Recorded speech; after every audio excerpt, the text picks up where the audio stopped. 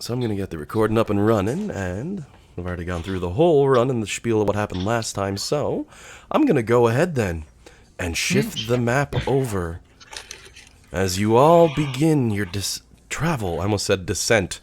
Oh god, silly Avernus. As you all begin traveling from the town towards your next location.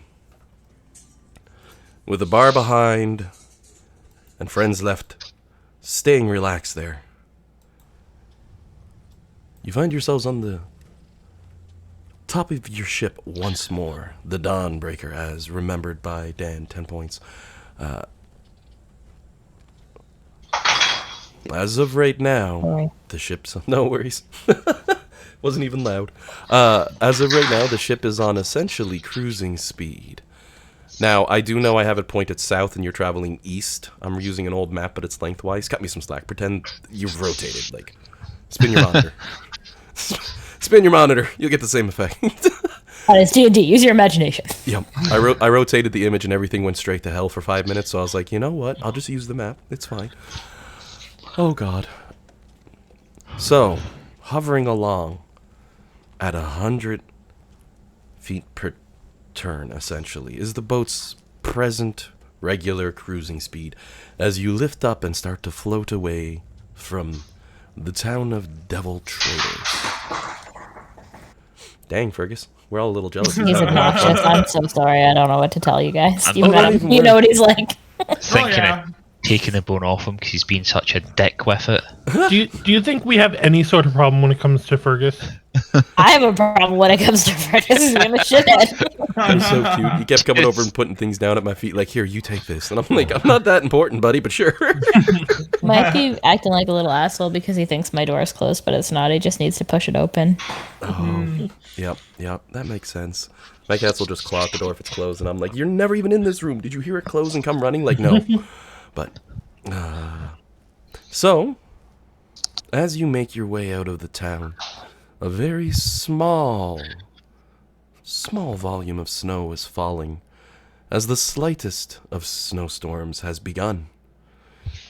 As you look in the distance, at a glance, with your incredibly high survival perception checks, will pass these with their passives, you can see that where you're heading is toward the storm. This area is mostly calm. It's actually been a nice week, as much as you can have a nice week in Cania, as there hasn't been many storms that struck the town, and those that did would be little more than snow flurries.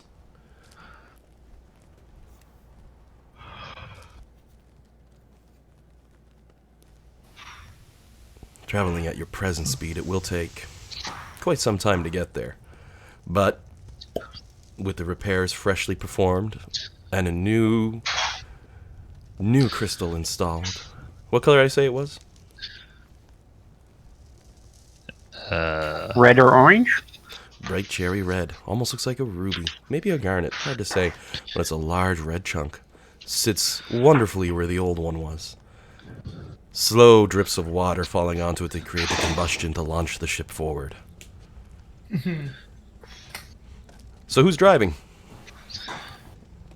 Jade. Alrighty. And I have you roughly placed on the ship here. Honestly, I just go in and I grab from name and work my way down. It's mostly alphabetical where you end up, and then I shuffle it a little when I move the map, so... How much time did we say that I read in the book again? I know I asked you and you told me, but maybe I did write it down. Give me a second. I might have. Give me 1 second. With the full week of rest, you would have had enough time to finish that book. Would have? Oh, yeah. Excellent. Okay, cool.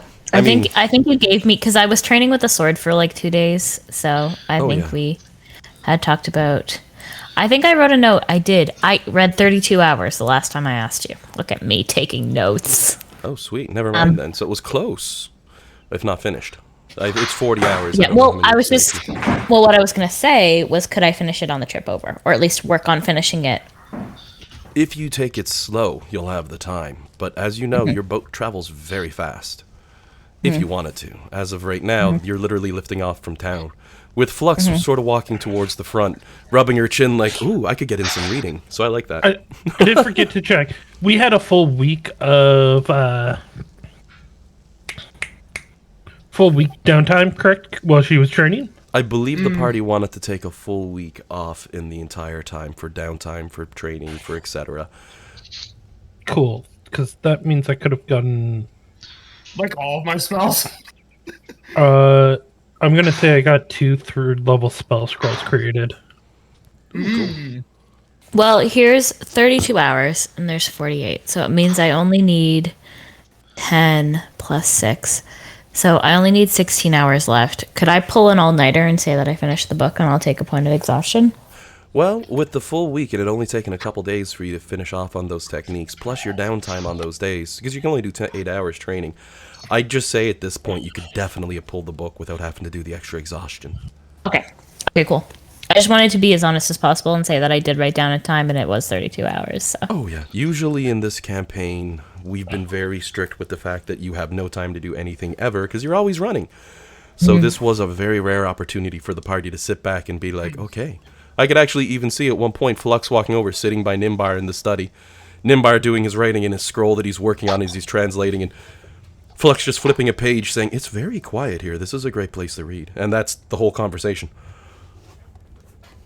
Maybe an from Nimbar, as they both just, study and train, because that's how it goes. If this was an anime, this would be the point where we do the time skip, and then you get the new intro.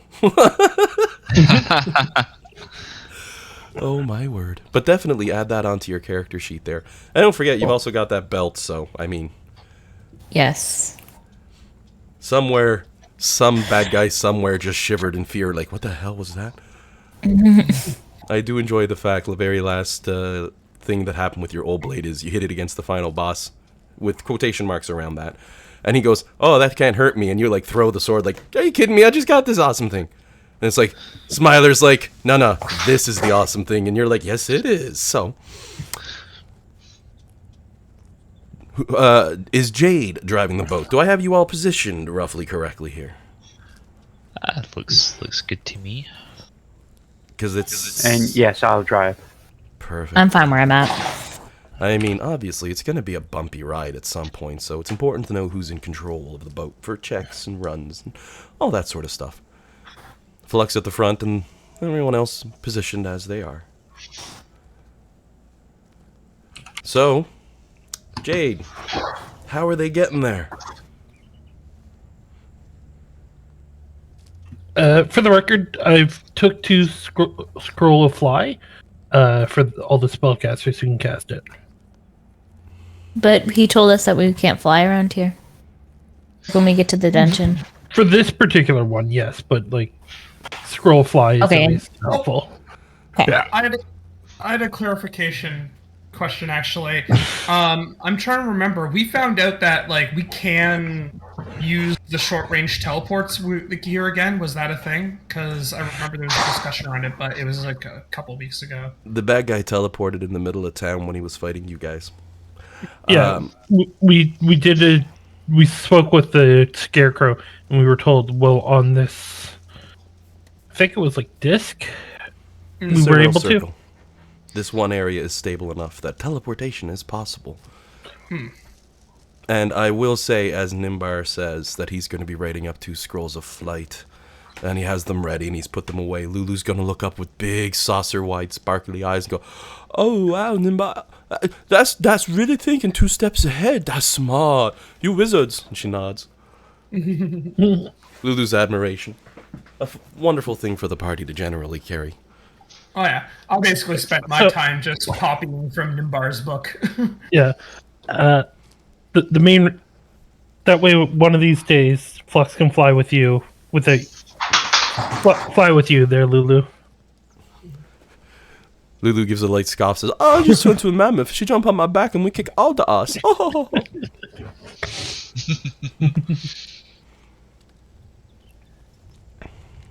So how fast does the party want to get there? Do you need more downtime to just slowly cruise along in the sky?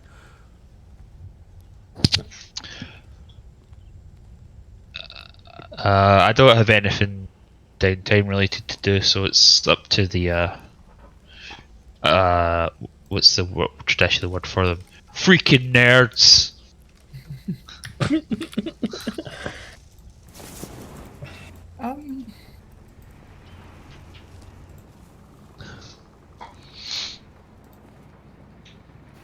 It's up to the party how fast we want to go, but I will point out with the new crystal in there, it is different than the one we had before, so I do not know the max speed, and we are flying towards a place that cancels out flight. So if we hit the max speed and don't realize how close we're getting, we could have a problem of this ship losing speed, its ability to fly when we get there.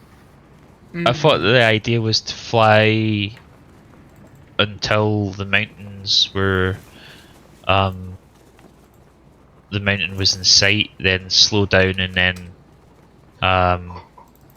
I'd get my imp to fly close to the ground and see when he kind of plops down.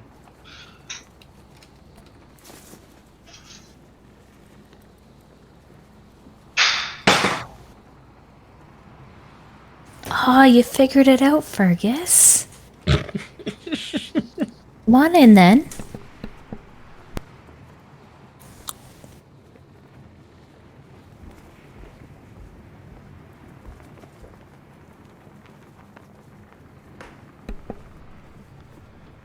Sorry, what are we wait? Are you guys waiting on me? I got distracted by Fergus. Oh no, they're making a major team decision, and unfortunately, if any of us hear Fergus, we're sort of like leaning into the headset at that point, like, "Oh, puppy."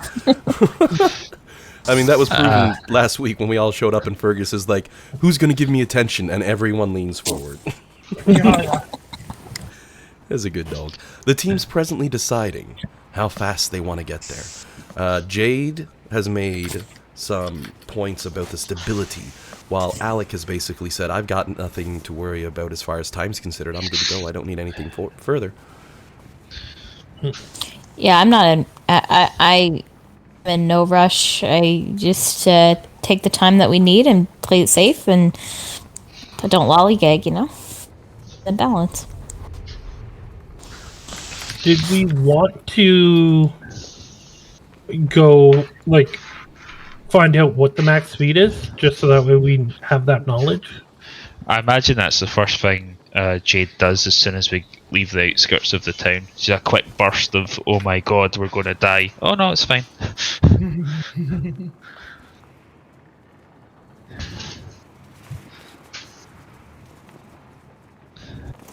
Unless, of course, we, like, break the light barrier or something and we end up in, I don't know, Midgar or something like that. Guy with giant blonde hair and a sword is like, who are you? Max speed actually causes the planar shift to be cast. Even though it's impossible right now. Yeah. We found the way. No, better yet, it's the ship from Chrono Trigger where they can go through the different time zones. Oh boy. There we go.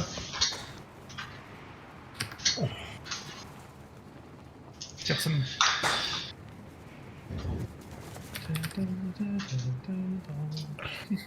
Okay, well, how about we hit a burst of max speeds, have a little bit of fun, then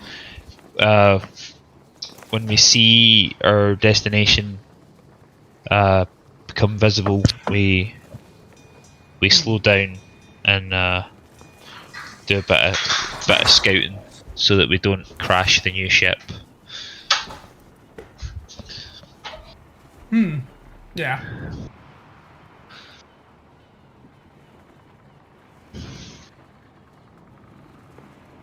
Okay, we'll go with that. Yeah, that sounds good.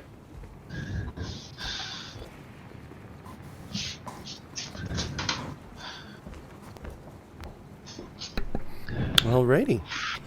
So Jade's going to go ahead and hit that throttle and bring it up. Didn't we have a couple simulacrums? Everybody They all died when we did the whole Yeah. Everybody dead. Bad guy sees 3 copies of Alec and he's like, no, and kills 2 of them pretty much right off. Second one saying to him, I still drink better, and goes. So we could have re-simulacrumed using Wish though, during the downtime. So, do we want to have a couple simulacrums basically sitting around ready then? I don't know. I mean, it might be handy to have a couple of simulacrums to watch the ship, because I don't think our bearded devil friend is with us. And I can put it back in the jar. Oh, I forgot about the jar. Yeah. Yeah, the jar. Yeah. I would have, using the book, during the week, I would have created a copy of Nimbar. I guess I'll probably take a copy Isaac too. Just to, you know what I mean? Yeah. But that means my copy has a level 9 spell slot. Yeah. Sue's making copies of who and how? During the week, using the Tome of the Still Tongue, cast Wish, using Simulacrum on Nimbar. I would have used a cast of Wish to create a copy of Isaac as well. So. Alrighty, there you go. Keep an eye on them.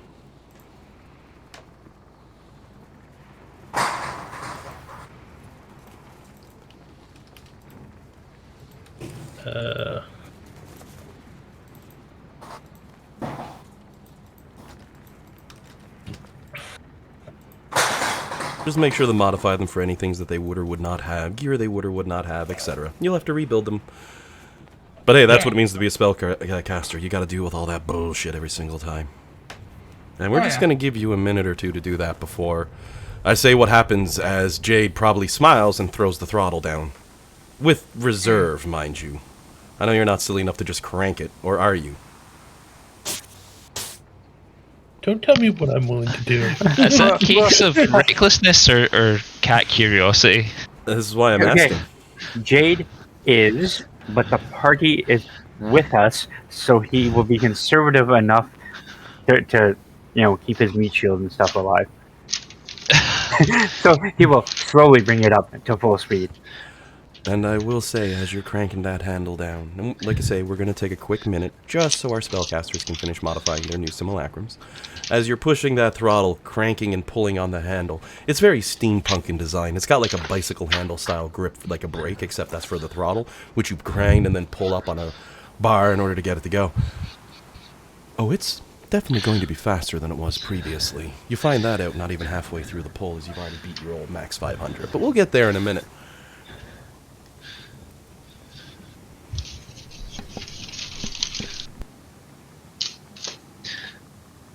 I guess Alec would be hazing the new simulacrums just by looking at him going, "You're gonna die, you know that?" That's not very nice. Oh, that's fact.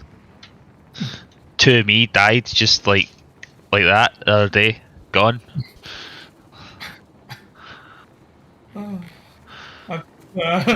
Lulu's gonna come over and pat Alec lightly on the shoulder and just give him a frown nod, like, it's okay, buddy.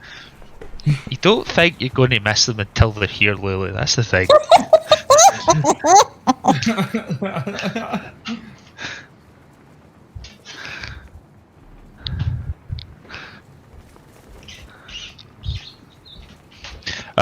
To spare everyone's ears and my own patience, Fergus's bone has been confiscated. He's got a bully stick now. I couldn't listen to that clattering anymore. He was being really bad with it today. He kept throwing it around. Usually he'll just sit down and chew on it, but not today. Today it was good. It was just a free for all. No, he can hear all those people that were there before. Where are they? Why can't they pay attention to me? Where are they here right now? Well, maybe if I act out, they'll come. Where is my audience? Hey, we got that one Are you person, not entertained? I'm sure we got that one dude. Or dudette. But dude is universal in my rules. That's our audience. You know the one. They're WOTC and they're like, give us more material that we can write for you. And I'm like, I'll think up some stuff. But thank you. You gave me everything I needed. Oh.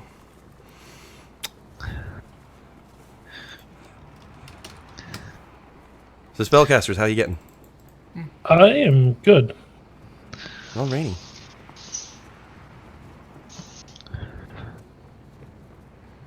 Yeah, I'm good. I have my simulacrum unequipped from the gear they shouldn't have, and I've got their 9th level spell slot taken away, so.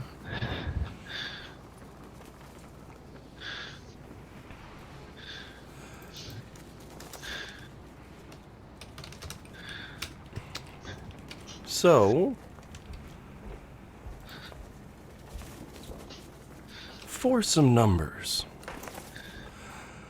In about 2 days, the best you could go, if you went 12 hours and you were doing a good speed most of the time on foot, would be nearly 130 kilometers. Sound about right to everybody? That's Alan math on that, rounding up and etc. I'll take your word for it. I didn't come here to do maths. So, I'd say 3,140 divided by 128, that gives me... per hour... Don't mind me, I'm just calculating how quickly your boat's gonna get there. Okay.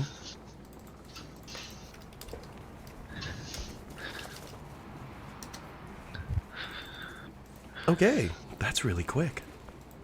Alright, I got my numbers. So, as Jade begins to pull down on the throttle, and the ship begins to rattle,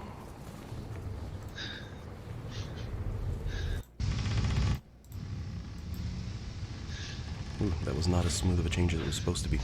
That's not set correctly. There we are.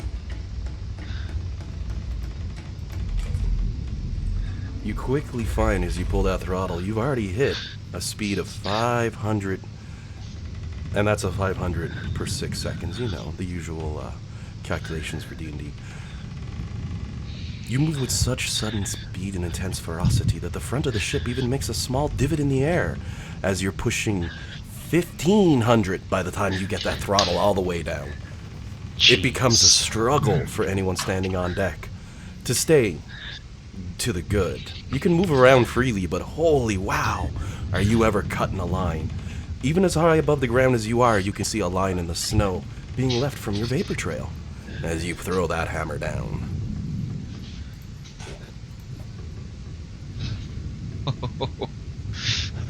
Oh yeah.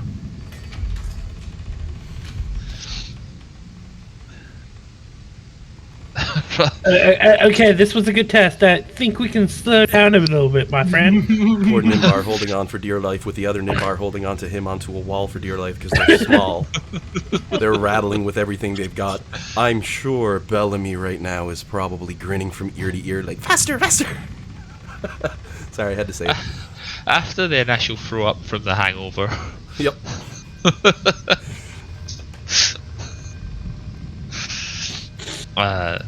Yeah, probably be holding on to my imp rather tightly.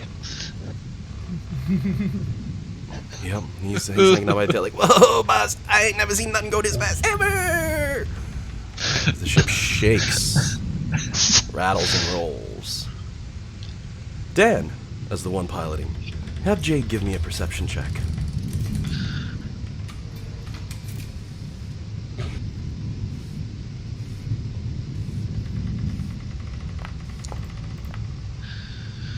With your mighty 26, probably higher than that with passives or whatever. I say that because I know how your character works.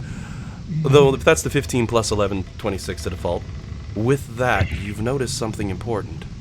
As you're zooming along and flying along and moving between air currents so that you don't shift or cause too much turbulence, you find each passing moment becomes harder to control the ship. As you notice, to your dismay, that the ship's top speed seems to be increasing beyond 1,500.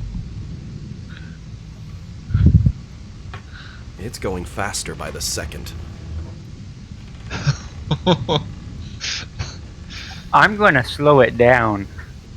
And that's where everyone needs to roll for me a dex save and get ready for initiative rolls. Uh-oh.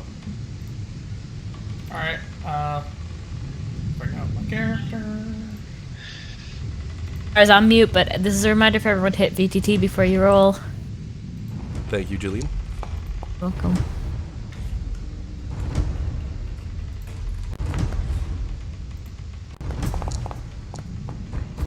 Ooh, that's not good.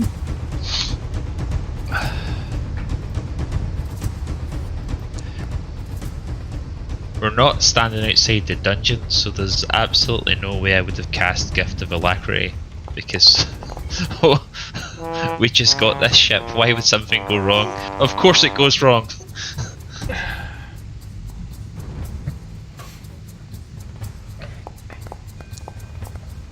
Are you fucking with me? Jeez. That kind of works since you're both small characters. I.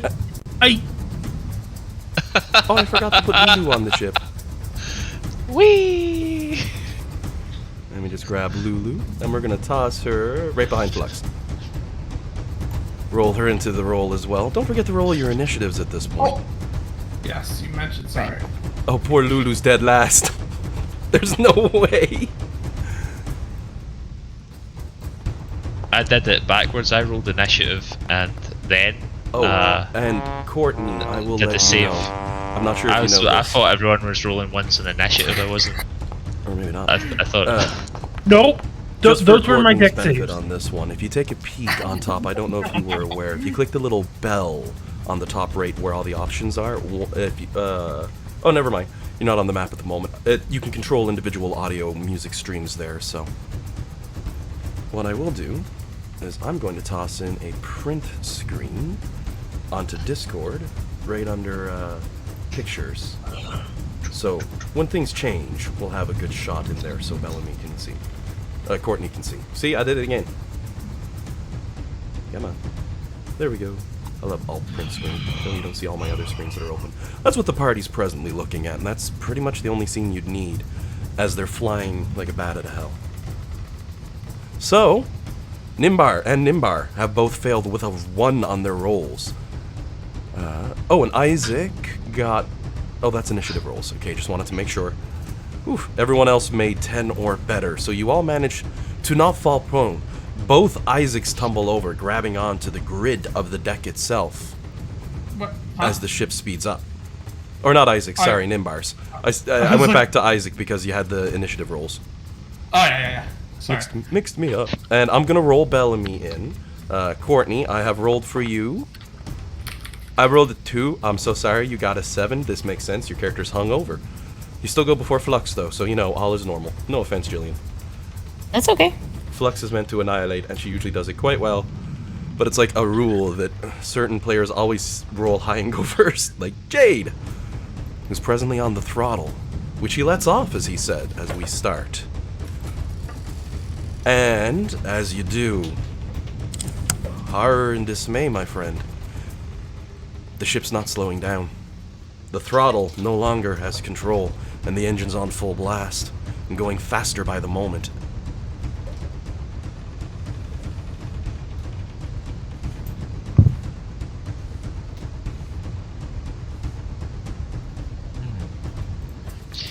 We're in danger. Mm-hmm. No, that doesn't work well with the background you've got, so I'm just going to do that for those. Put it in the corner that you're knocked prone, just so we remember.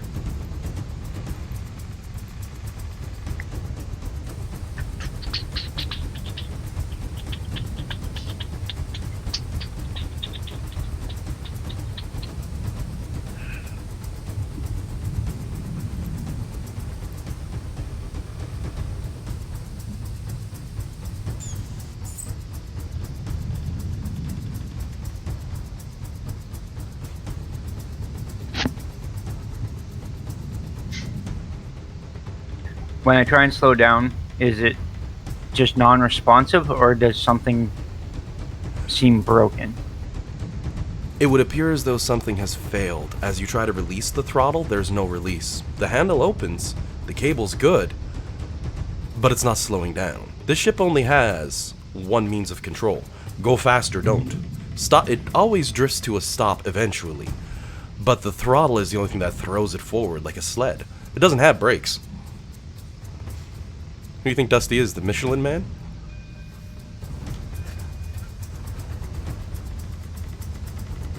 No, just throttle, and it seems this one's gone out of control. Whether it's the power of the crystal being too strong and damaging the components that held it all in, or something more sinister. Gargoth laughing evilly from back at his place having a drink, perhaps, but sabotage, God only knows. So many thoughts might be running through your character's mind right now. But what's noticeable is how quickly this thing is picking up speed. It's easily going to double its speed within a turn.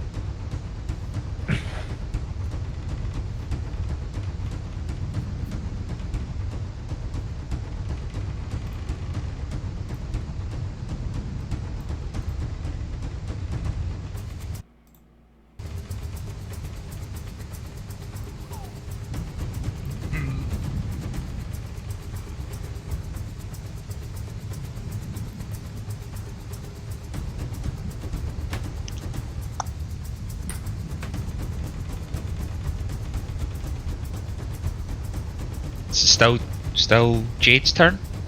Yeah, Jade's trying to figure out what to do because he has absolutely no clue. Right.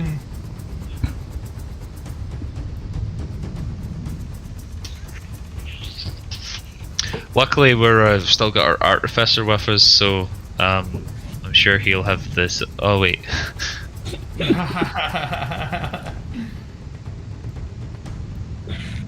I cut the water supply to the crystal? You can make an attempt to do that, yep, as an action. Now, all that system is fairly wired in, so you'd have to tear it apart and then strike at the cord.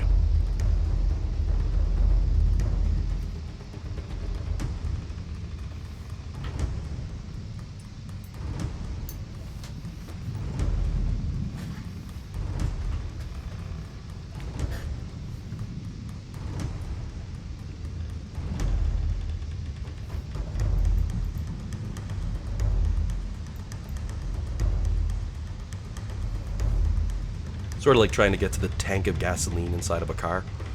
Yeah. I'm at a loss of what else to do.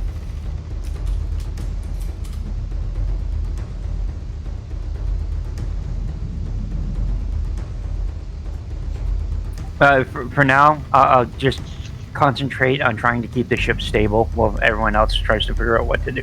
Damn it. I was really hoping you'd take your hand off the stick to try to get that water cut. Alrighty. You give me that dex check. You know how this works. For as you're controlling the ship. And you have your proficiency on top of that since you're trained in both land and sea vessels.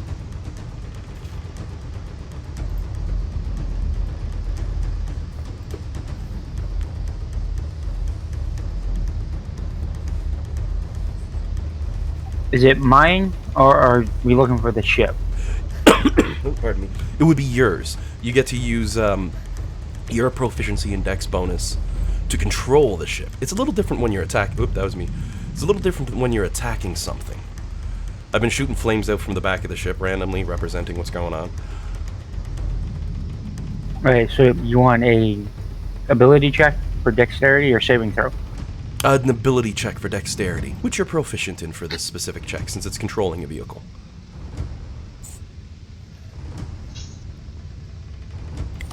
You trained hard for that proficiency. Well, not all of you. Many of you did. Maybe even with other characters who aren't here anymore.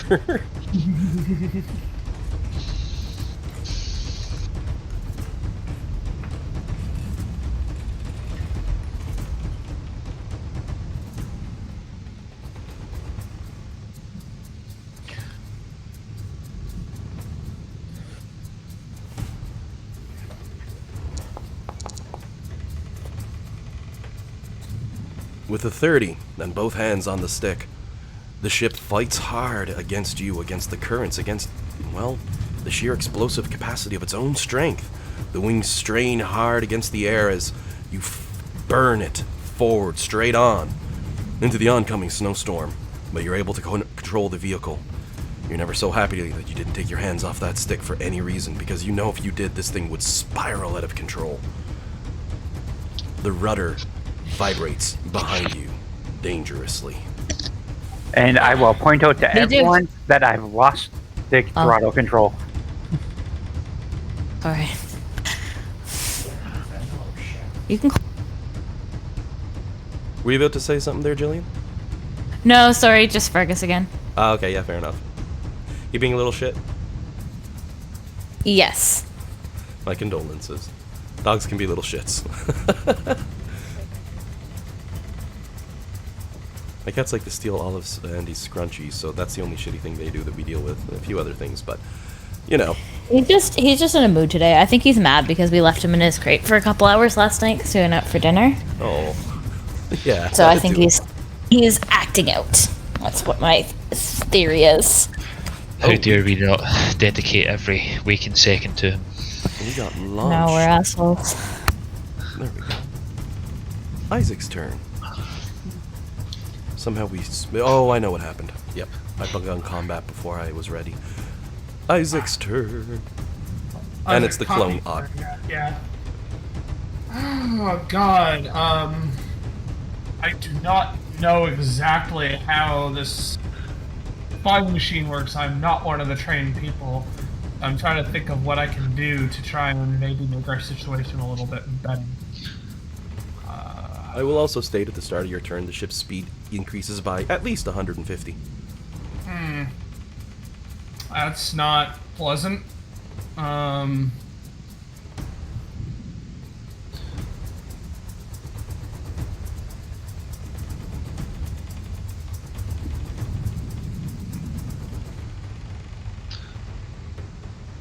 Sorry, I was thinking about it during the last turn too, but I still haven't quite come to an answer yet, right? Like,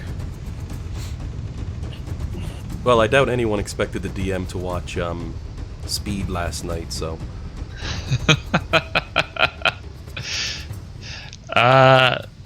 Let's just Star Trek an answer. Let's reverse the charge in the dilithium crystals. And Do you mean reverse the polarity, Dean? yeah, I was already thinking ahead to tachyon particles. Lulu shakes her head. You're in the wrong franchise. This one uses a flux capacitor. Oh! Oh, dude, he really has the audacity to be whining right now because I closed that door. now I'm thinking about. he went into the bin. That's why he's in trouble. Garbage can, he means.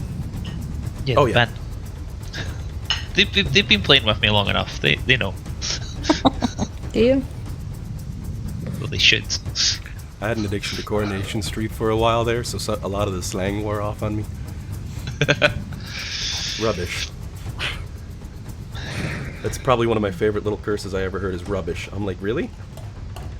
Love it. It's so simple and straightforward. But I'm not surprised if he's rummaging through the bin. That's just rude puppy. Now he's damn it, now now I'm he's saying it. jerking off to calm himself. Damn it, now you got me saying it too. I meant to say trash can. Frank's sakes. I will convert you all.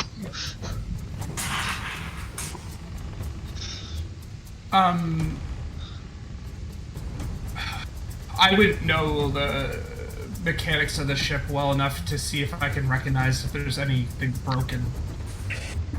Right? Like in the systems. You can give either perception or investigation on top deck. Perception will be run flat. Investigation requires hands-on work. It might be a little more difficult as the ship gains speed to be hands-on if your hands are holding on, if you get my drift. So, if you're gonna thinking investigation, it works better now than later, though that's not a hint on what to use. That's a warning that you can tell that your eyes are gonna be very useful if this thing doesn't slow down. So, then Isaac Poppy is going to take the opportunity to investigate it now. So, I'm gonna roll an investigation check. So, 25. Glancing around with the 25 as you see the throttle being jiggled inside of Jade's hand, the cabling connected, everything looking good. Above deck, from what you can see, everything looks good. When you look down through the grates, right here, if you zoom in, you can actually see, once I move your minis from either side to side, it is see-through straight to the bottom where the engine is. And when you look down below, it is not the most wonderful thing to have seen, as explosions ring out from the engine itself, firing hard. The majority of the connections, components, and etc. plugging into there are in exceptionally bad condition. It almost looks like it got struck by an attack. But you know those damages are all coming straight from your own engine.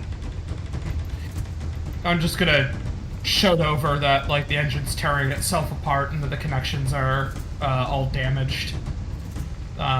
So that's gonna be very difficult to fix on the. That investigation, I imagine, probably required my action to do. Oh yes. Okay, then that will be copy Isaac's action. Then is to just investigate that. Alrighty. Hopefully that information will help. But you know. Anything else for Copy's turn? Yep, that'll be his turn. Alright. Nimbar. As we roll around to Prime Nimbar's turn. The ground shakes and thunders under your feet as the ship launches forward, easily another 300 added on top of that speed, shuddering beneath your feet as you go. Alright, I will now say moving across the ship is difficult terrain. Okay, I'm going to cast... Actually, what size... If this was a creature, what size would it be? Would it be huge? This would be classified as gargantuan because of its length overall, but it's not a creature, it's a thing. I realize, but I'm just thinking Bigby's hand. Oh, yeah. Yeah, I can grapple, like, huge creatures, so, like, Well, Yeah. rule of cool and thematics play more of an effect on something the size of your ship. If you were to put a base on it, it would only be huge. I say gargantuan because that means it can be whatever shape I want it to be. If you wanted to try to grab it with Bigsby's hand... Alright, yeah, I'm gonna cast Wish to cast Bigby's giant hand. To kind of grab it and, like, try to force it to slow. So... This is not me questioning you, John. I'm just genuinely curious. Why are you using Wish to cast Bigby's hand? Because I don't have it prepared. Oh, okay. Yeah. No, that's all. I was like, I wasn't questioning it. I was just genuinely curious. I'm like, I know there's a reason. I don't know what it is, but I'm sure there is. Yeah, no, because unfortunately I didn't think to have that one prepared. Yeah, no, that's totally fine. Yeah. I will ask out of your personal curiosity because I know about your possibilities. Are you straight casting this, or are you using the tool that is still telling to cast this? I'm going to just straight cast this.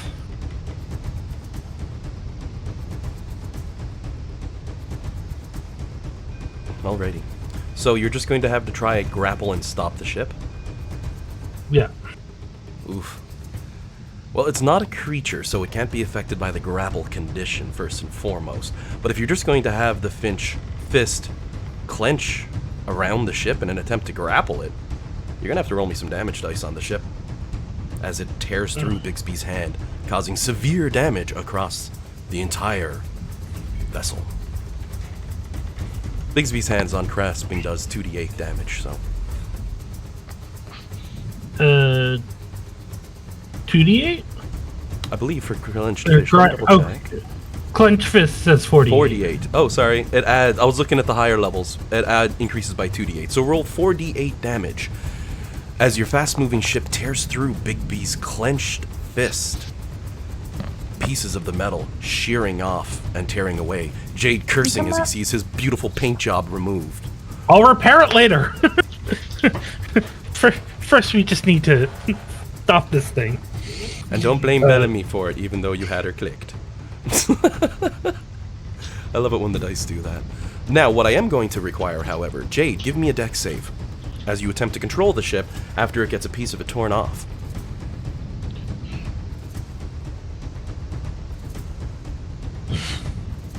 I got proficiency on that as well. Oh yeah, definitely. It's you for anything to do with dex saves for the ship. You have proficient, thank God. At the ship's present speed, you're able to read. Is it a 15 for you, or is there anything else on there? I'm checking. I think 15 is it. Okay, because with proficiency and you being a rogue, rules change very quick. So. Well, if it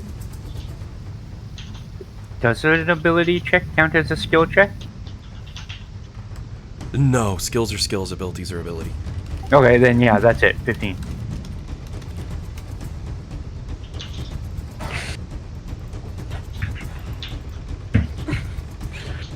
Because your skill check is an ability check with configuration or random stuff like that. Oh my word, I'm starting to look at rules. Back to it. Hope I'm not coming down with something. That's multiple coughs today, and I haven't been drinking coffee in a little bit. And for the record, I'm just continuing to stay laying on the ship at this point. You're doing what on the ship at this point? I'm continuing to lay down. I'm not bothering to get up. Smart man. You're small. It would be bad. Get up, fall right back down. Get up, Now, fall right back down. With Jay pulling a 15 on the dex save, he manages to regain and recoil the ship, keeping it on course and on target straight, despite the increasing speed. Thankfully, none of you have to make a dex save to see if you remain up. Or, worse for Nimbar. Anything else? Alec's turn now.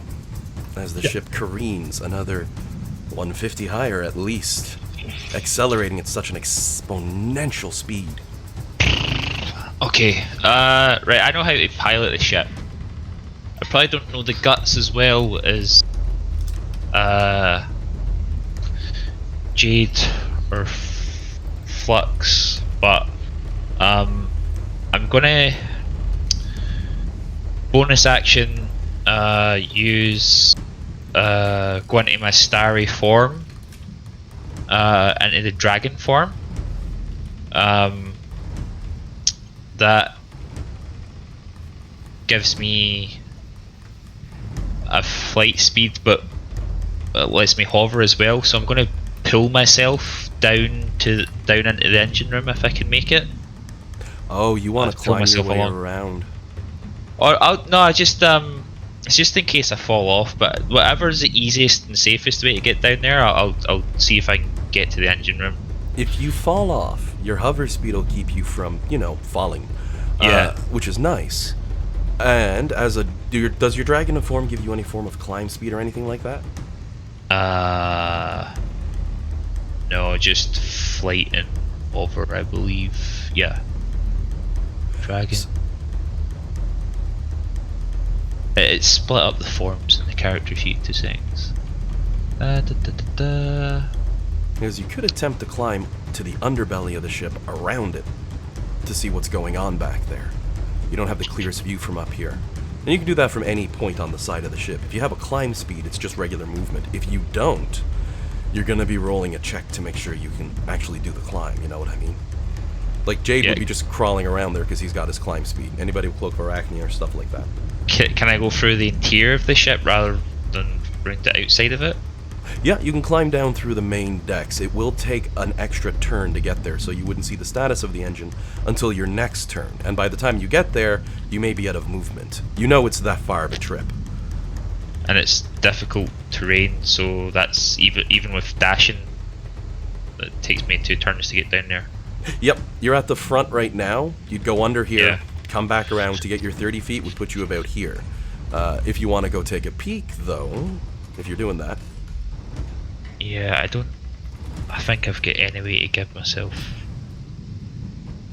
a climb speed just now.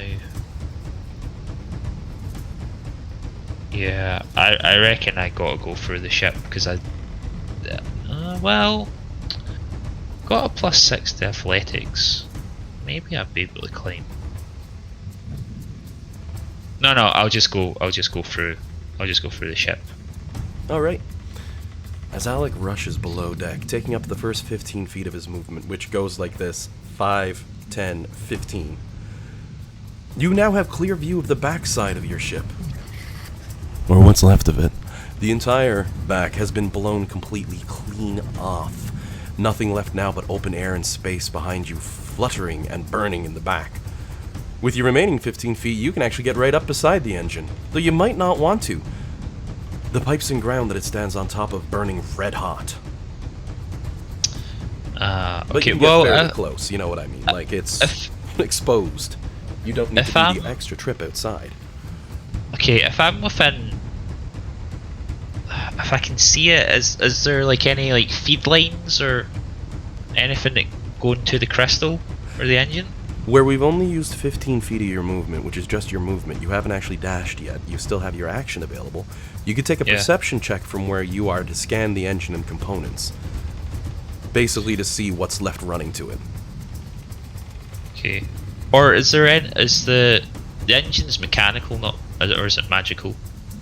It's a magical crystal stuck to the back of a floating sword, and when you drip water on it, it explodes and creates a force to throw you forward.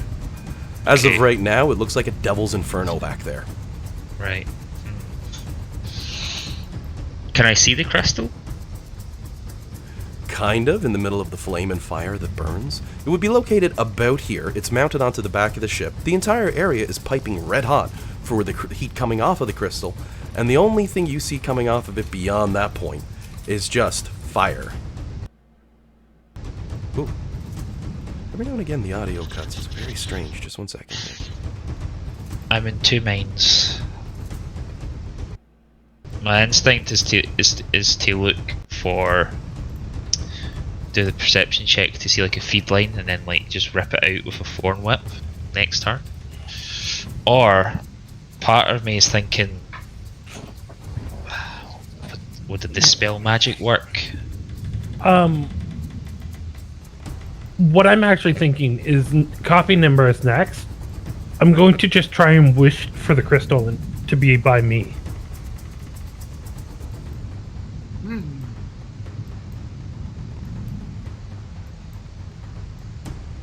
And there are reasons I didn't do it with the original number.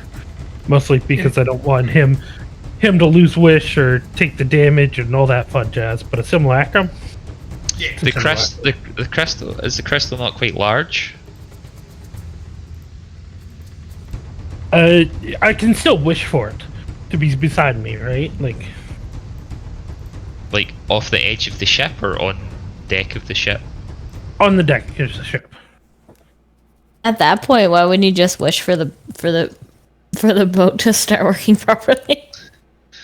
I wish for brakes. Because That's my wish. The problem is like if we wish it like to stop, that was also the other reason for the Bigby's hand is once I have the crystal beside me, theoretically it should slow down relatively fast because it'll have a force acting in the opposite direction. Yeah. But like. Yeah, no, I mostly said it to be funny. I can understand your reasoning. There's a whole ship to be better. The DM would screw you so hard on that wish. Yeah, I wish it to work. I wish the ship was in perfect condition and working properly. Okay, you're still going 300, so this all starts right up again. Well, right now you're going about 2,500.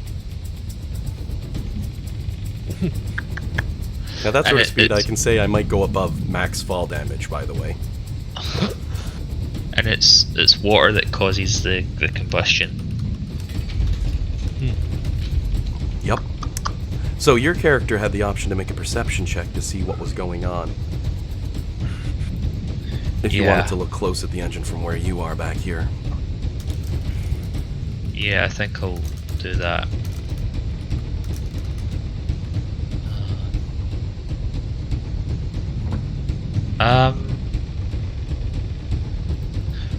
I'll use my inspiration to try and get an answer. Everything seems to slow for a moment as the ship falls over a perfect soft bubble. With your 30 on perception, As you scan close, you think something's not quite right here. What's going on? And then, to your horror and dismay, because unfortunately for Alec, he was never one of the ones working on the ship. Fortunately for Alec, rolling a 30 doesn't matter. You can see that the main fuel line that would normally bring water to the crystal has already long since been burned away and severed.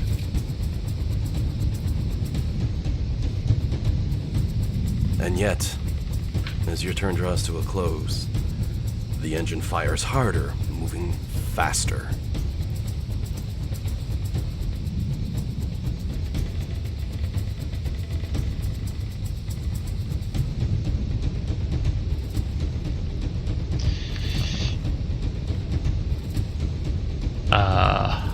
Sorry. But that's my turn.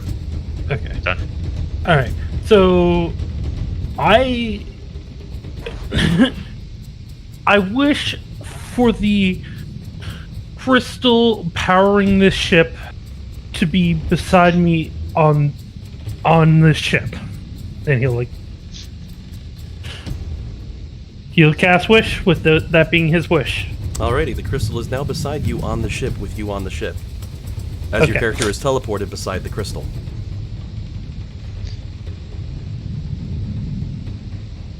God damn it. I was expecting that. Yep. Oh no. I'll just cast a really minor spell. I'll Misty Step you, in fact. Isaac recognizes a Misty Step as he sees one, and I know what he's oh, I moved Isaac by mistake, my bad. He's probably thinking, oh, Misty Step works, then, oh no. Because poor Nimbar, copy. It was the copy, right, you said? Yeah. Because it is his copy's turn. Yeah, I forgot to move forward on that one. I turned off the turn thingy because it wasn't working on our map for some reason. Then as a bonus action, I'm just going to Misty Step back. Alrighty, but as you make it there, give me a dex save. You literally just teleported into an inferno. Gotta love that fire resistance, that'll come in handy.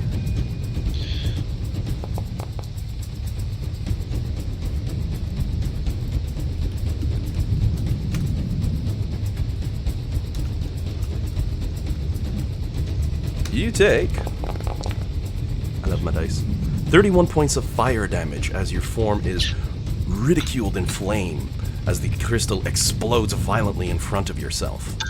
However, as you Misty Step back, you go ahead and give me a quick perception check. And you get to cut that in half, because yeah, you got the he does have fire resistance, right? Yeah. Alright. I should say it's doubled since he's made out of snow, but that would be some serious bullcrap. So you teleport back, landing beside yourself, and you're on fire. Oh, no. A white, hot flame burns from your character's clothing and form.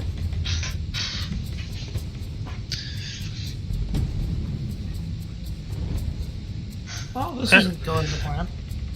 Nope.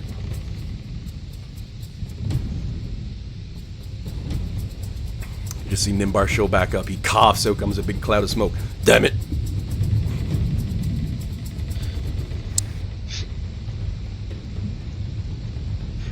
However, Nimbar has, without a doubt, confirmed as of right now, at least Misty Step works. Pardon me. Small victories. Yep. Prime Accompanied by Isaacs. severe defeats. Sorry, what was that? I said accompanied by severe defeats. And now it's Prime Isaac's turn. Bless you. Sorry. Hard to sneeze. I knocked my headset off when I sneezed. No worries. Quite the sneeze. Sorry. I was at a bad angle anyway. They were already kind of askew. Sneezed directly into the mic. I'm so 1d4 sorry. points of thunder damage. So sorry. Oh, no worries at all. So, question: are we at the point where eating the engine is a viable option for the sake of survival? Well, all we know is that all we know about the engine is that Alec is shouted up that the fuel line's burned away and severed. But the engine's still firing. Courtney, I'm seeing the D100 pop up because your turn's right after Isaac. Oh, that's supposed to be mine. Oh, I thought she was praying to God. No, I don't know why this is Never mind, rolling or Courtney. telling me. You might have her clicked, or you might have everybody clicked. Tap escape and then click on your character. That might fix it. Because anyone I click as, I can type as, so I can have fun, you know, like...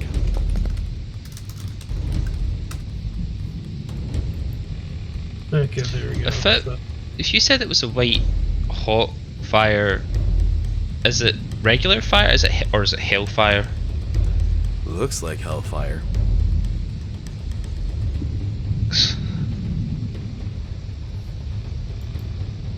Okay. So again, with regards to my question, like, We don't. are we okay with losing the engine if it means potentially like mitigating the inevitable crash that we're in at the moment?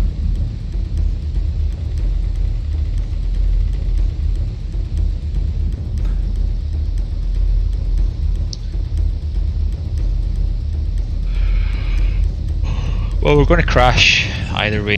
If if the engines tore out the ship, then we're just in a tin can full of farts. It's going to hit the ground.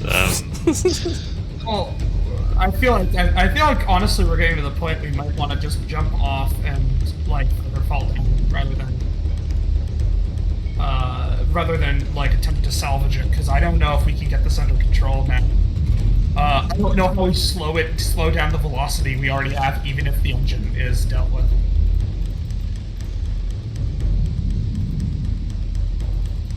So, like, does anybody have any bright ideas? Like,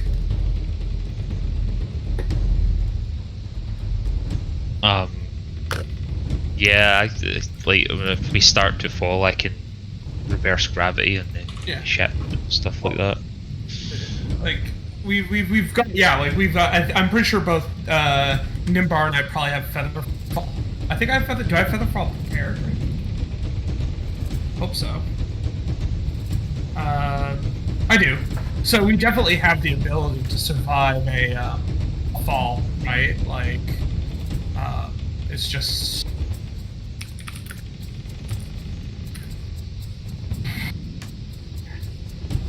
Question. Here's a question. Does Hellfire? Do I know? Does Hellfire? What's it called? Does Hellfire trump fire immunity?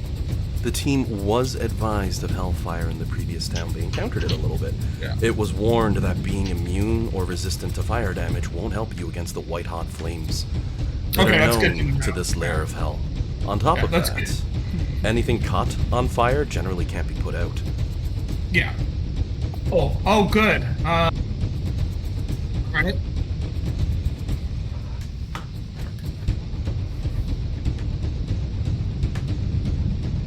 I'm looking over my spell list over and over again, right? Like, I just don't see anything that has the capacity to stop this from happening, right? Like, tools if we want to abandon ship. I have lots of tools to help us abandon ship. I just don't have anything that stops us from stops the ship from crashing and exploding, right? Because it's just so. Judgment call for like everybody. Like, does anybody have a plan right now, or do we bail? I can cast levitate on 7 creatures from my my new violin. Yeah, we've got lots of ways if we jump off the ship to like not. Like, you and me, not just plummet to our deaths. It's just, does anybody have any ideas for saving the ship or getting the ship under control at this point? Or do we want to bail? Because we're increasing in speed every turn, right? I think we're all just making it up as we take our turns, so I don't think there's a plan. Yeah. I will say I'm really reluctant to just give up the ship.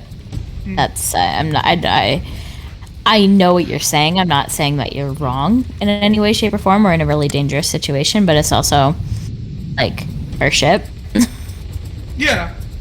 Which is why I'm asking, right? Like, that's why I was asking, like, for example, also, like, with regards to the engine, like, if I was going to try and get rid of the engine, that would also essentially be doing the same thing. I'd be destroying the ship's functionality, right?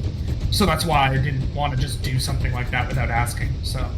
well, if we break the ship, we can always try to fix it, but if we bail and let it, like, continue flying through the air at the speed that it's going at, we may never find it again, or if we do, it will be in smithereens, like it will be in tiny little pieces. So yeah, those are things to be considered as well. Yeah. Do I have a rough idea of how much the engine weighs? I'm also gonna basically put up a picture of what Jillian's talking about. Oh, it didn't do it right. Give me a sec, I'll get that in there. I'm just out there on Lulu, by the way. I just noticed that in the chat line.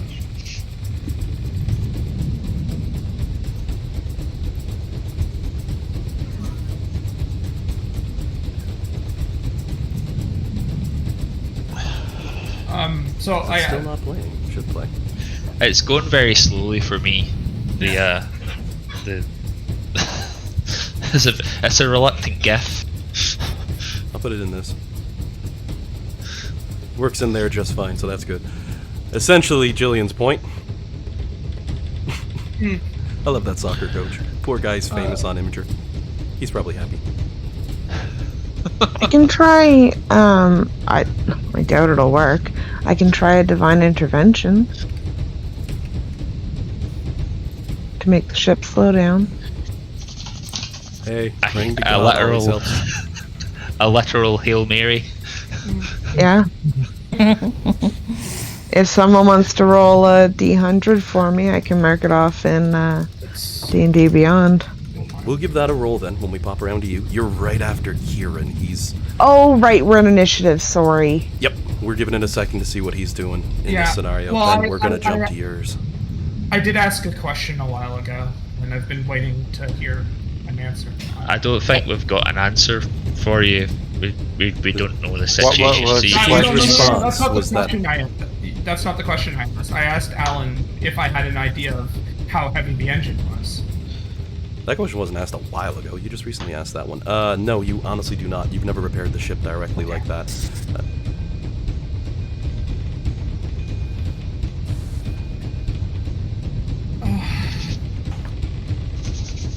And I can't estimate looking at it. You can give an estimate taking a peek at it, certainly. Give it a quick perception check, and your character can make a rough guesstimate on how much the engine and resulting mechanical compartments around it would weigh. Alright, well, I'll give that a try. Unfortunately, perception not as good as my other things, but no, I'm not gonna have that. Alright, I think that... And so the engine looks like, at this point, is the engine, like, attached to anything, or is it just kind of sitting there? Oh, the entire thing is bolted in. It's the engine of the vehicle. Okay, It is so- the most secure part of it. I will say your average car has an engine around 350 pounds. So your Yeah, character it's knows small. looking at it that it's going to be a considerable volume of weight, but with a 3, unfortunately, you're not sure how much. And the engine is separate.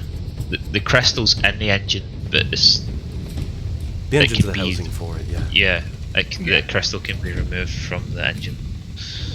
Yeah,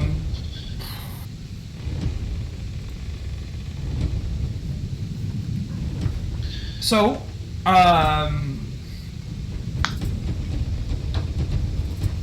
dang. The bolted on part of the engine, how big is that area roughly? Like the part that's connecting it to the ship? I'm just, there's a lot of math involved with the options I do have. It's this entire back section of the ship itself. Okay, so it's going to be at least, we can say it's at least a 10 by 10 then, right? Yeah. Sorry, anyone else hearing static right now? Yeah. Yeah. Disconnect and reconnect on Discord. See if that fixes it. I'll be Oh. a sec. Yeah, that Yeah. fixed it for me. It's I'm gonna not try. anyone's mic. I peeked and no one's was going off, but every now and again, Discord will glitch like that, and it'll put static on the line.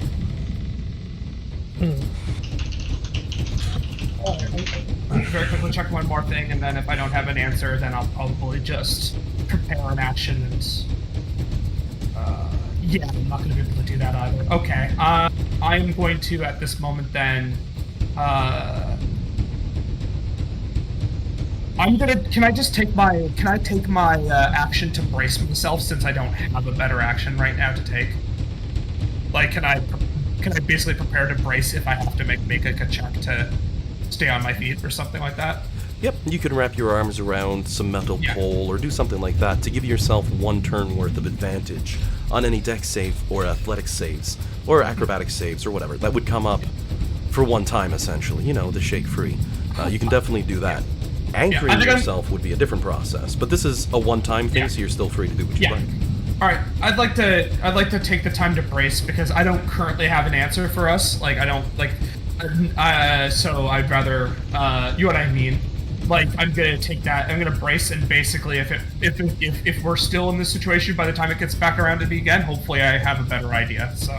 Alrighty, as you brace yourself, looking forward, we move forward to Bellamy's turn, who wanted to roll that D100 to see if she can reach out to the gods.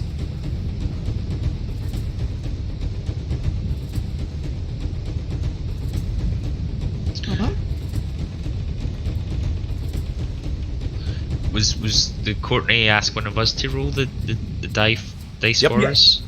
That's why I say. I believe she did. Yeah. Yeah, I'm just listening on my phone, so I don't have all the tabs pulled up. Oh god, no worries at all. Probably for the best, otherwise you'd have the battle music thumping in your ear. Yeah. Yeah. I picked the drums because they're good and keep you on the edge, and since I didn't see you on Foundry, I was like, I can use that without worrying too much. But I did mention how to turn it down in case you do log in. But the map hasn't changed. Like, they're not being attacked by outside forces. This is just reactionary. Who's gonna roll? I'll just roll quick. And D100. 54. Yeah. Yeah. Um. Shot. Now, as Bellamy goes ahead and wraps fingers together and prays to the gods, saying, "Oh, come on, just give us this one, we need some help." She does go silent for a brief moment, as she does receive a response, but Courtney, I'll send you a DM on that one. Ooh. Okay. Do I know who's going after me? That would be Flux. Fantastic. I'll give a bardic inspiration to her.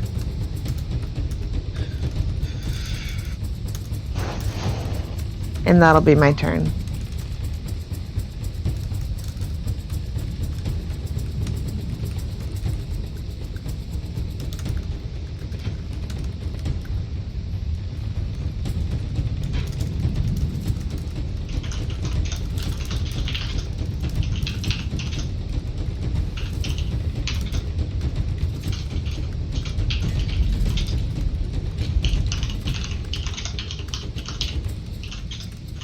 So it is Flux's turn if you've got anything up the sleeves. Okay, it is cool. I wasn't dealing 100% sure it was mine because I heard some typing and I was like, I'm just gonna wait till I get the all clear. I'm kind of cursing on my keyboard because my R and V keys aren't working correctly, so I'm typing everything slowly. It's a pisser.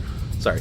Fine. I also have no idea what to do, so I will go to Jade and see if I'll ask him if I can help him. Do you want me to take over steering and you want to try something? What do you need me to do? Is what I will say to Jade, since he's driving the ship.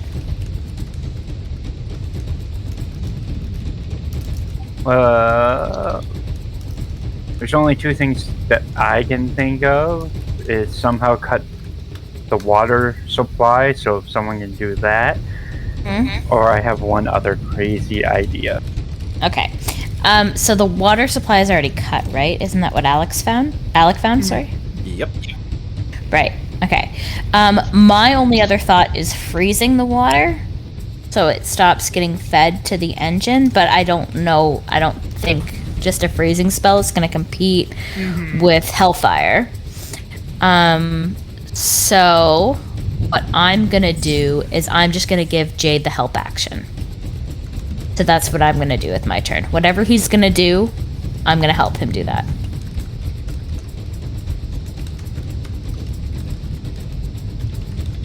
That's the end of my turn. Alrighty.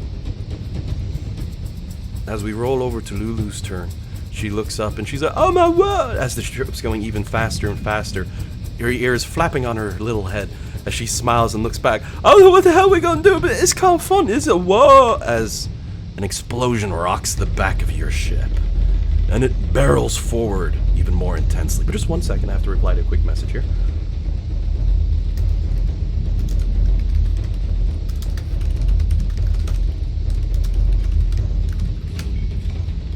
Alrighty. I had a question that came up and I just replied to it and it's a good answer, so. Lulu looks stunned as we roll over to Jade's turn, who's immediately going to have to give me a dex save prior to the start of his turn. At the start of the turn order, your ship rockets forward, and I mean that quite literally, as an explosion breaks out. You can no longer freely move on the deck. Jade's giving me a dex save to determine how well he can control that ship as it suddenly burns out of control, because you have now reached a speed of about 7,000 as the ship careens forward, traveling at Mach 1, echoing loudly, making it also near impossible to verbally communicate anymore. You can scream at the top of your lungs, but players will need a perception check to understand what other players are saying, just due to the sheer whipping of the wind around them. And Jade, you have advantage on this roll, as Jillian is giving up her turn to provide aid.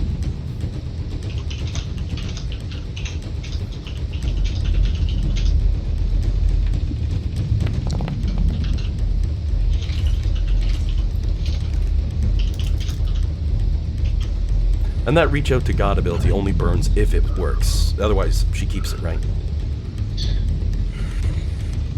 Like, I think theoretically you could do it every turn over and over and over and over and pray. But I mean, usually if it doesn't work once, you don't have the opportunity again. Or the bother or something. But I only mentioned just because I just thought of that for a second.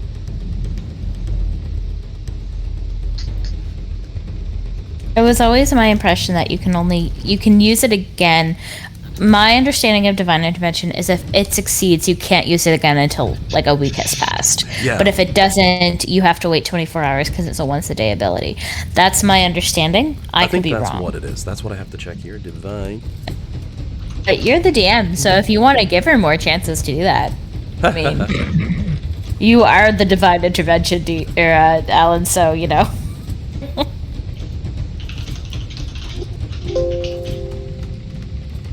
Once for long rests.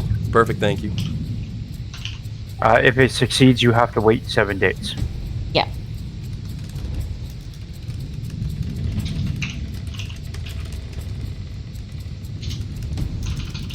I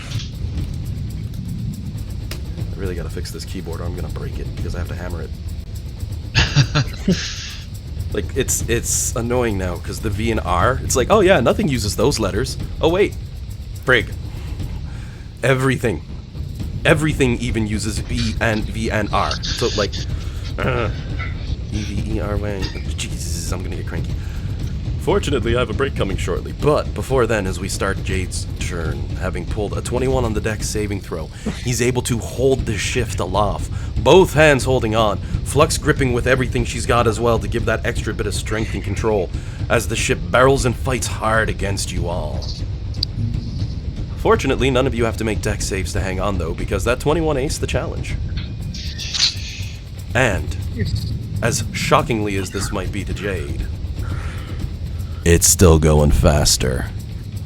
On the plus side, Lulu point out, oh look, I can see a mountain in the distance. That's just effing wonderful. Oh no. Traveling at the speeds you're getting up to, I was doing math earlier as you all might recall. Traveling at the speeds you are, a 2-day journey becomes about 3 minutes. Can Jillian roll an inside check on the DM to see if he just wants to get rid of our car and that's why our ship and that's why he's done this? You can certainly roll an insight check. What's my modifier? You get a +5 to the roll because the DM wears his heart on his sleeve. Okay. 15. You get the feeling the DM just needed a really good challenge for high-level players, but he loves the ship, so you don't think he'd do that. Okay. If you say so.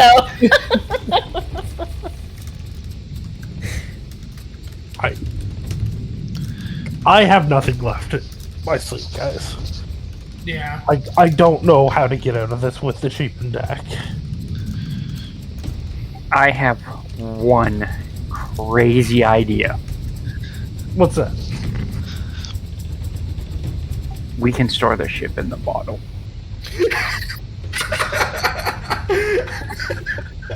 It's not a bad idea, actually. Oh god. Bail and then put the ship in the bottle. Don't you have to touch the bottle to the ship, though? Yes. That means I have to get Jillian to take over flying, and I do it. Which would be your next turn. Oh no, well, I suppose you could take a ready action for right when she lets go, and then you do it, but... Lulu is gonna look back and yell, "Oh no, Jade! I think the fall will kill us at the speed we're going! I've seen it!"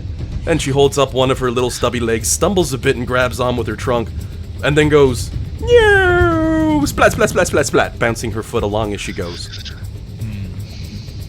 Yes, but the wizards have said they have Featherfall prepared. She looks happy again. "Oh right, I forgot about the wizards. Oh yeah!" I also have levitate. Bellamy's ready with that one on the heartbeat, because it'll probably get needed if things go bad. But the catch is it puts the ship into time stasis, as far as we know. So when we pull it back out, it will instantly be in this shape again. Yeah. Yeah, but at least it wouldn't be destroyed. You know what'd be really funny? If we had it in the bottle and then we were trying to fight something really big. Like, you know what we should do? You know what we should do? Listen for a second. You know what we should do? When we go see Gargoth again, we get him somewhere in a wide open space, and we're like, "Oh, here, Gargoth, you can have the ship back," and just launch it directly at him, vaporize him.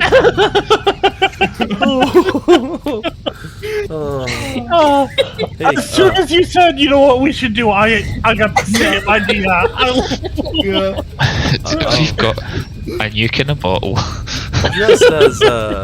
just as a train of warning for that one there. Dan, what happened to all the people who were on board the ship when you put it in the bottle? Yeah, we would need to get off the ship before you put the ship in the bottle. Otherwise, we would just be stuck. Yeah.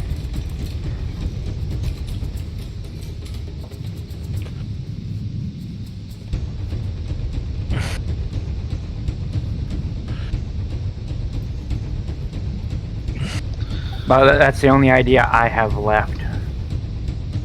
Not unless we just fly it into the storm and try and use the fact that flight doesn't work there to then stop the boat. Now, yeah. You could hold your action to bottle the boat, and then if we all bail, then put the boat in the bottle. And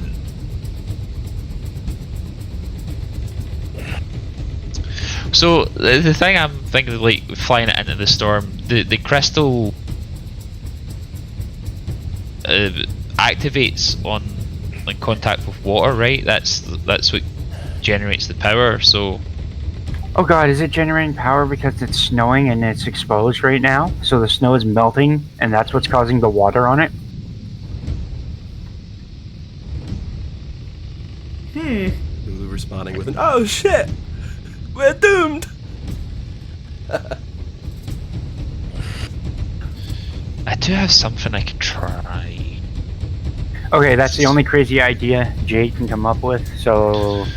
do we want to try it, or what do we want to do?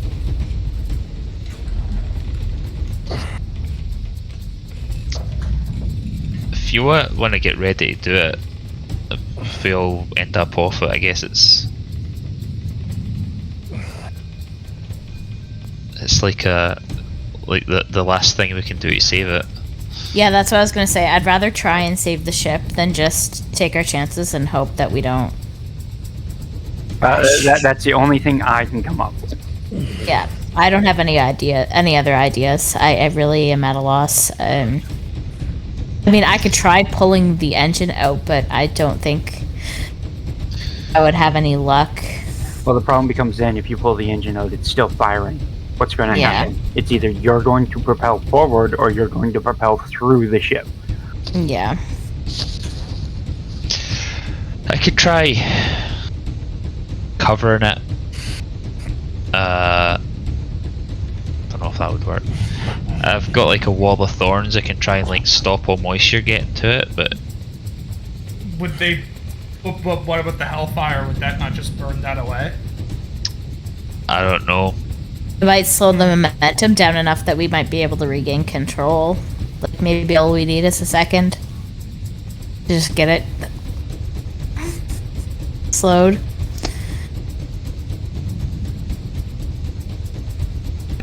As you wonder, I wonder if that would work. I don't know. When you look back, you notice the flames shooting out from the rear end, just gulfing.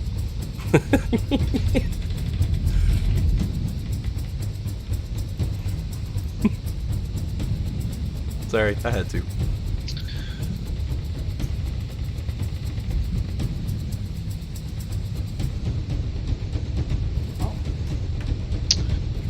Oh, I should also point out, obviously, this combat isn't running at standard combat speed. It would have been, but I mean, players are discussing what they're doing and holding on, so it's not 6 seconds. It could be anywhere 30 seconds, 45 seconds, etc. Which is why I mentioned you can see the mountain closing up in the distance as you quickly approach. As keen and as powerful as your level 18 characters are, I'm willing to bet they'd be just as surprised as the rest of you as this is happening, and would be taking a few extra moments to make their decisions carefully. Yeah. Hey, it also cuts down a 2-day journey. Haha. Lulu looking at the DM, not like this.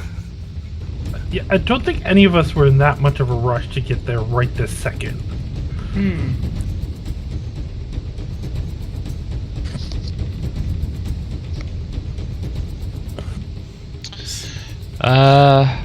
Now, I will say, Dan, for Jade's turn, you have to keep your hand on that throttle, as you know, if you let go to do something else. So you are going to need to give me a dexterity-based roll with precision, of course. With proficiency, of course, for controlling the ship. Flux can take over entirely on her turn without any trouble, Mike.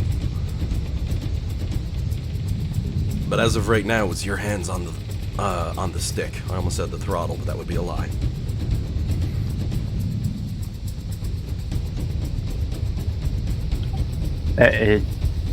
Ability check, right? Yep.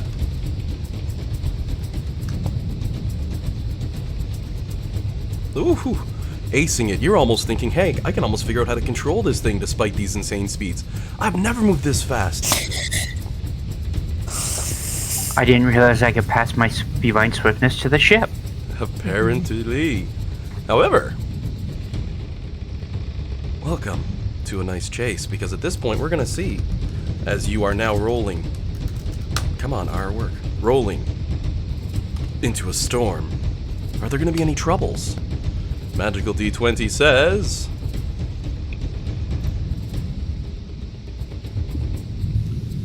Give me a dex save, Jade. And it's for the ship, and yes, you have your proficiency. I feel responsible for this because I let him look at my wilderness screen last week, so now he's got it in his head that he's going to give us all these wild encounters, aren't you? Did I figure it out? Did I solve it? No, but that is a beautiful screen, I will admit. Saving throw or ability check? A savings throw for the ship, as you are responding to a problem that came up on the trip.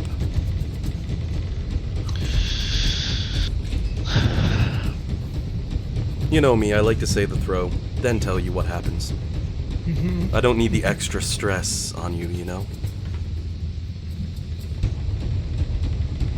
I think this is fairly important, so I am going to use my point of inspiration to give myself advantage.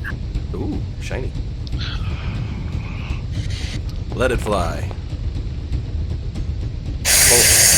Oh, that's some bullshit. The dice want you dead. What can I say?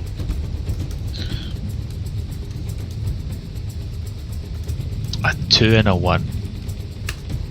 Outrageous. And everyone give me a dex save.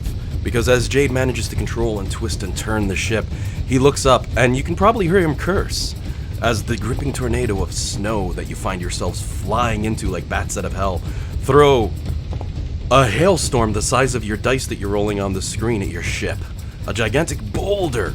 Though he tries to pull the ship away, he's momentarily too slow as it slams into your vessel. 33 points of damage further to your ship. Did the brace I do? You get advantage on your save, yes. Because you're braced on the ship holding on. Alright. Nimbars, you said you were prone still for Prime Nimbar, right? Both of them. Oh, okay. You have the advantage on both rolls, but you don't need to re-roll for Nimbar copy because you burned a 20. Okay. Isaac with a 10 is enough to hold on. Isaac. Alright, so, and you are physically... Let me just see here. Game wants us dead. Foundry wants us dead. Yeah. So Nimbar would be the only one at this point who has failed with a 10, with a 5 and a 6. It kind of makes sense that the little one would be flapping on the deck as the wind catches him and lifts him off and you hear, "Oh no!" However, given the speed you're going, him releasing his hands and lifting into the air would put him back here in about a 1/10 of a second, you know. You're going Mach 1 after all. So then, Nimbar Copy is going to have the opportunity, since you're prone, you could reach a hand up and try to catch Nimbar as he fly by. He's not going to hit you though, since you're prone and flying over you. You're not going to hit you, but you can try to save you from you. I'm going to try and save me. It's an athletics check to catch yourself flying by overhead. Saving This the will original use your like, reaction. And it's like, save the original, that's your job. Well, that's Is it an athletics check from the original Nimbar or the copy Nimbar? From the copy who's making the attempt to grab. That's what I thought. He gets it as a reaction. It will use his reaction. Hey, boy. Whew. Right Wait. now, the copy Nimbar has a 3 strength. Yeah, he has small hands as he's reaching up. Wait, buddy. Oh, no. Oh He's- my god.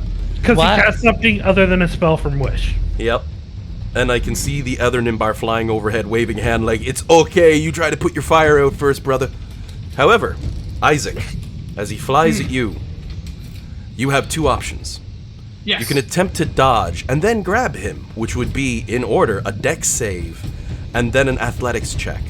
Or, you could instead choose to stand your ground and catch him, which will then be 2 athletic saves. One for holding strong and one for catching him. So, okay, so it's Dex and then Athletics, or it's Athletics then Athletics? Yep. Basically. However, if you take option B for pure athletics, and he hits you and you fail, you're both in midair. I'm gonna do the dodge and then catch because I'm just better at that than I am. Like, Athletics is not my forte, so I'm gonna try the dodge and catch. Alrighty. So dex save and athletics check. Dex save. Alright. Nimbar's flying through the air, like Team Rocket blasting off again. Man, Actually, my D1 with a 7 on it is really cool. a 10 on your dex save is enough to pass, given the speed of the ship. You can do an athletics check to try to catch your friend. It's not going to be a DC 10, though. I can warn you of that. I am going to attempt to catch him with Athletics. I told you the D1 with a 7 on it is really cool. It's the only number I'm allowed to roll. I'm gonna use my reaction. Okay. It's rolled like several 7s now. It's getting kind of like, come on, man. It goes in digital dice jail. Yeah. Make a new color. Let's see. I'm gonna use what's it called? sorry, it's easier to read this on the on Beyond rather than in Foundry. I'm going to use my what's that? Oh yeah, it's Chromal Shift to basically force a reroll on that because that did not work. So hopefully this will be the one that works. I was gonna ask, can I use my advantage to let him roll, or my inspiration to let him roll with advantage? You could have, but unfortunately Kieran's burned through all of his turns, which means now it's no longer Kieran's turn. So now it's Kieran's turn as you fly into eyes. What? Deja vu? Yeah. Deja vu. So as a copy is going to repeat the process, so it's a dex save first, right? Yep. And you know the DC is 10 or lower. Probably not lower. I'll pick that on the wrong thing, but did that go through? Whether or not that lasts with the speed increasing. Yep. A 14's a save. You manage to dodge him, both of them stepping out of the way as Nimbar flies past, with a look on his face like, come on! Wizard hands trying to catch. I will say, however, as he's flying this par back, before you do your athletics save, Flux has the opportunity to use her reaction and an athletics check to try to grab Nimbar. But where your character missed, regardless, you also needed a dex save. Yeah. That's probably a very good idea. I feel like she's better at that than I am. Jillian. I think Jillian may have just gone to the bathroom. I heard the door close. Dang. Well, tell you all what then, because we remember that I'm going to put a little star on her character. Did we want to take our quick 10-minute break or a little bit after that? Come back at 12:25? Yeah, that works for me. Sure. Because that'd be a good time if she just stepped out. So I'm just going to go ahead and pause up the music. So we ain't got that stuff rolling anymore. And put the game on pause as well. So I'm going to let that storm roll. And we'll be back in about, well, a little less than 15 minutes. 12:25. Then, as always, I'll be muted in Discord while I'm gone. So you all know I ain't here. Yeah. See you guys. See you in a bit.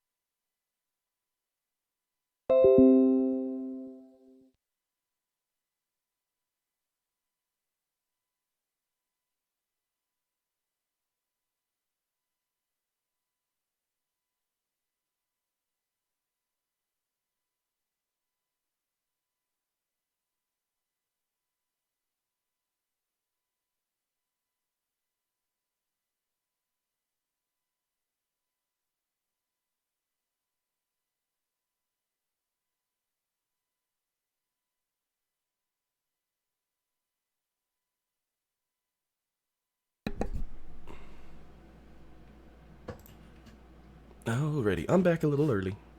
Yes. Oh, I see Jillian popped offline. Might be having some issues. We'll find out with Dean in a sec. She did say blah, blah, blah, blah. Ah, yes. It could be anything. We'll give it a few. Dog might be driving them nuts, let's be honest.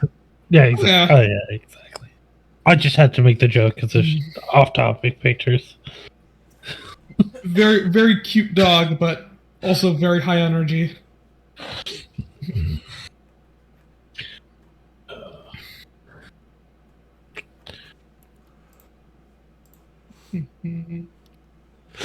I almost thought it looked like she was giving the middle finger with the way the emoji ended up going, but it's totally gibberish. It's just the semicolon by a line, right? Okay, I see what you're talking about. I didn't go there, but you know. She's like, is I'm going to break our ship? I'm like, no, I promise. She gives middle finger bails. We know she never would, don't get me wrong, but yeah, sorry, Kieran. I was gonna say, I just swapped over to see what you were talking about. That's funny. Yep. We know she never would. It's none of us ever would. We're all good people, but it's the fact that it works so perfectly. Love it. Well, I say that if somebody screw up pretty bad, though, I'd be tempted to give the middle finger. Like if I'm in traffic and I'm going and I see suddenly John pulls into the right lane while I'm coming off the on ramp to get on the highway, and he floors it and comes beside me, gives me a smile. You go and get a middle finger.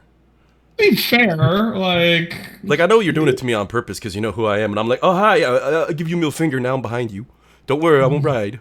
I'm not that crazy. But you get the giggle, and I get the middle finger.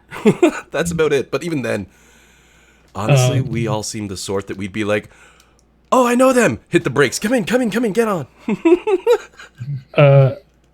Actually, what I would do is my hand would go out the window and wave at you.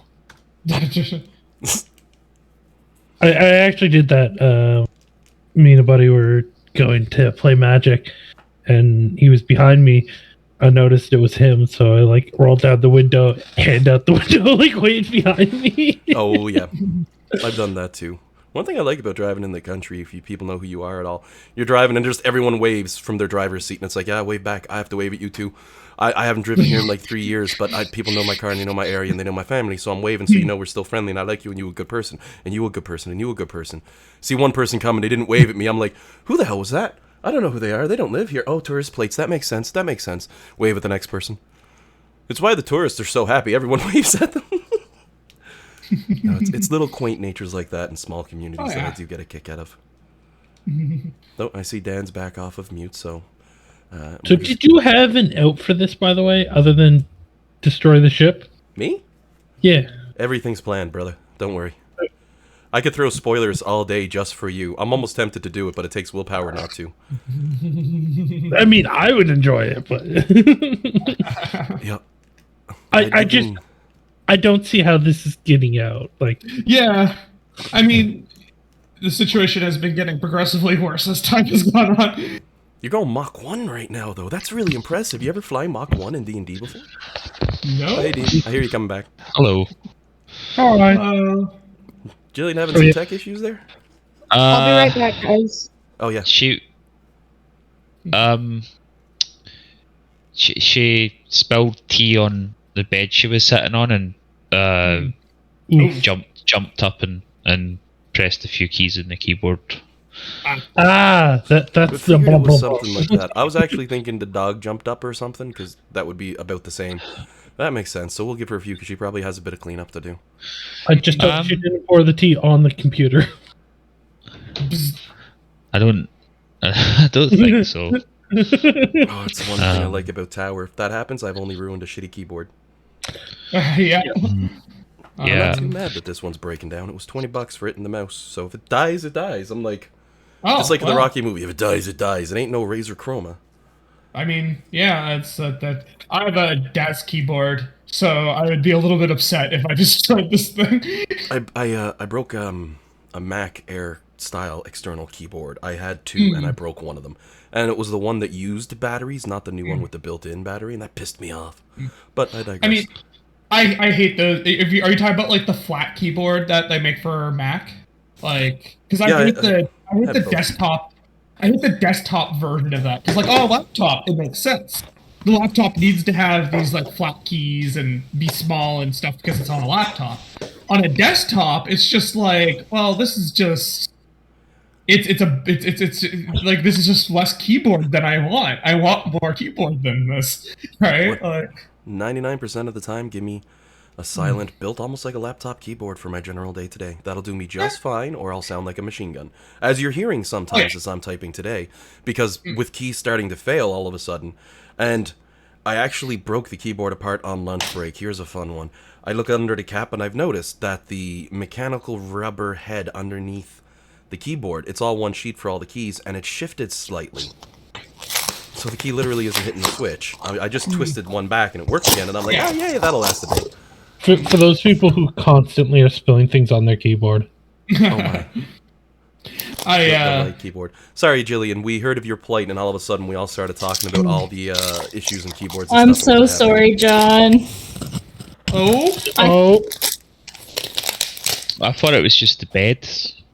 No, it was on the laptop. Did you guys not hear? Sorry. So, okay. I wasn't going to tell you on Discord, but a little bit got on your Chromebook, but I don't think it was very much. And I reacted very, very quickly. So I don't think it got very far. Okay, so long as it's working fine, that's the important part. Yeah, it's working. I'll let you know. I'll definitely DM you if I notice any problems, and I will absolutely either pay to repair or replace it if there's something wrong with it. But I think it was like maybe a tablespoon or a teaspoon worth of tea that got on it, so it wasn't very much. If I recall, with Chromebook general design as well, I think the recent one is actually waterproof, but they've always designed them smart that they actually have small channels built under the keyboard. I don't quote me on this, it's something I read, that if it gets water, it'll pull it and move it away from those areas. Mm-hmm. Well, yeah, I mean, if it's only that little, I don't think it'll be a problem. Oh god, no. Yeah. I've done a lot worse than that on old crappy laptops. Yeah, I mean, I would be lying if I said I've never spilled something on a laptop. Like, yeah. I once had a sword fall on one. That was kind of I once took a sword to one. It had it coming, man. It had it coming. What's it called? One of my old laptops had something spilled on it at one point, and that's how I found out that actually. So the way the waterproofing worked was the keyboard got destroyed, but like underneath the keyboard was essentially like a layer to protect from that. So only the keyboard had to actually be replaced. Everything else was fine because it like it was designed so that like the water would not get into the actual to the actual motherboard or anything. That'd be nice. Sandy's laptop, I bought it a replacement light-up keyboard because it has the ports on the motherboard. When I took the laptop apart from the underside, I have to gut it all the way to the front to get to the keyboard, and then I found out there's 72 points that they solder and melt plastic into place to hold the keyboard to the body permanently. So it's like, okay, fuck this, I'm getting a new body. So yeah, I would love just to swap out on the keyboard because light-up keyboard is so nice, and I'm just looking at it like, I got you for next nothing on an eBay auction, damn it, I want to use you. But which brand of keyboard or computer rather? It's Asus. Wonderful computer. The Asus Aspire series. A model from a year or two ago. Really strong. Runs really well. I love it. You can run some games too, but I didn't buy it for its graphics processor. I've generally been pretty pleased in general with Asus products. Like I have an Asus motherboard, for example. I buy some Asus components. Sorry, I didn't pronounce it well enough. Acer. I've used Acer. Oh, Acer. Yeah. Oh, Acer and Asus are a bit different, yeah. Oh, yeah. With Asus, you're getting some incredible, powerful hardware that'll last forever. My last computer was on an Asus P5Q Deluxe, and it, as you know, ran until about a year ago, nonstop. The new one's on Gigabyte. It's been running great, but they wanted me to update every single time and want me to download shit every time they update, and it's a pisser. It's like, hey, get these extensions and stuff as well. We want to make extra money, and it's like, go F yourself. I'm like an angry Walmart reader. Go F yourself, but that's it. Acer's interesting in that Acer has some computers which are actually pretty nice, and then it has a lot of computers which are very budget. So it depends on which model you buy, right? Like some of them are really good, and some of them are very like this lasts a year and then will fall apart physically. Oh yeah, that's half the stress of existing. Yeah. Alrighty, so it looks like everyone's connected back in, and I believe, and Courtney said she had to jet for a little bit. She was going to be coming back, so we'll hold out on her for right now. Her character's just hanging on, and I'm going to get the music up and going again, so that we have the nice sense of, oh crap, going once more. And where we last left off, Jillian, I had mentioned that since Nimbar was thrown backwards and the first Isaac was unable to save him, both of them had to make dex saves. However, as Nimbar flies past Isaac to hit Isaac, Flux does have the opportunity to use her reaction and an athletics check to try to catch Nimbar as he flies by. Oh yeah, I'll try to catch him. Sorry, I went to the bathroom right when that was happening. I couldn't wait any longer. Oh, no worries. So yeah, I will absolutely try to catch Nimbar. I'm not going to let him fall over I was a little the top if I can help it. It's copy Nimbar though, right? So it's not like No, the it's real real Nimbar is far. oh, it's real Nimbar. Okay, I'm still gonna try. Athletics. It was copy Oh, gone. yeah. It's like, well, that's not too bad. You can make another one, right? Nimbar just looking at you like, how could you? Yeah. No, it's like, no, the magic items. Well, the Oh, yeah. we have to be objective. The stakes are absolutely different. Yeah, the copy, we're sad about the magic items. Lulu looking towards the back of the boat. We got a steak? I'll take one extra well done, please. Flux just catches no problem Nimbar literally upright. Sets him down so he's standing. Literally as he's spinning, she just extends the hand out, catches him, sets him down while looking at Lulu, saying, no steak, Lulu. I probably have one hand on the steering wheel helping Jade. Yo, Just a One hand on the steering wheel, one hand snatches Nimbar out of the air. Alright guys, let's focus up. Isaac probably very happy the stress didn't fall on his shoulders for that one because, oh, fudge. It sounds like Courtney's not coming back. She's at a work thing. Oh, that's unfortunate.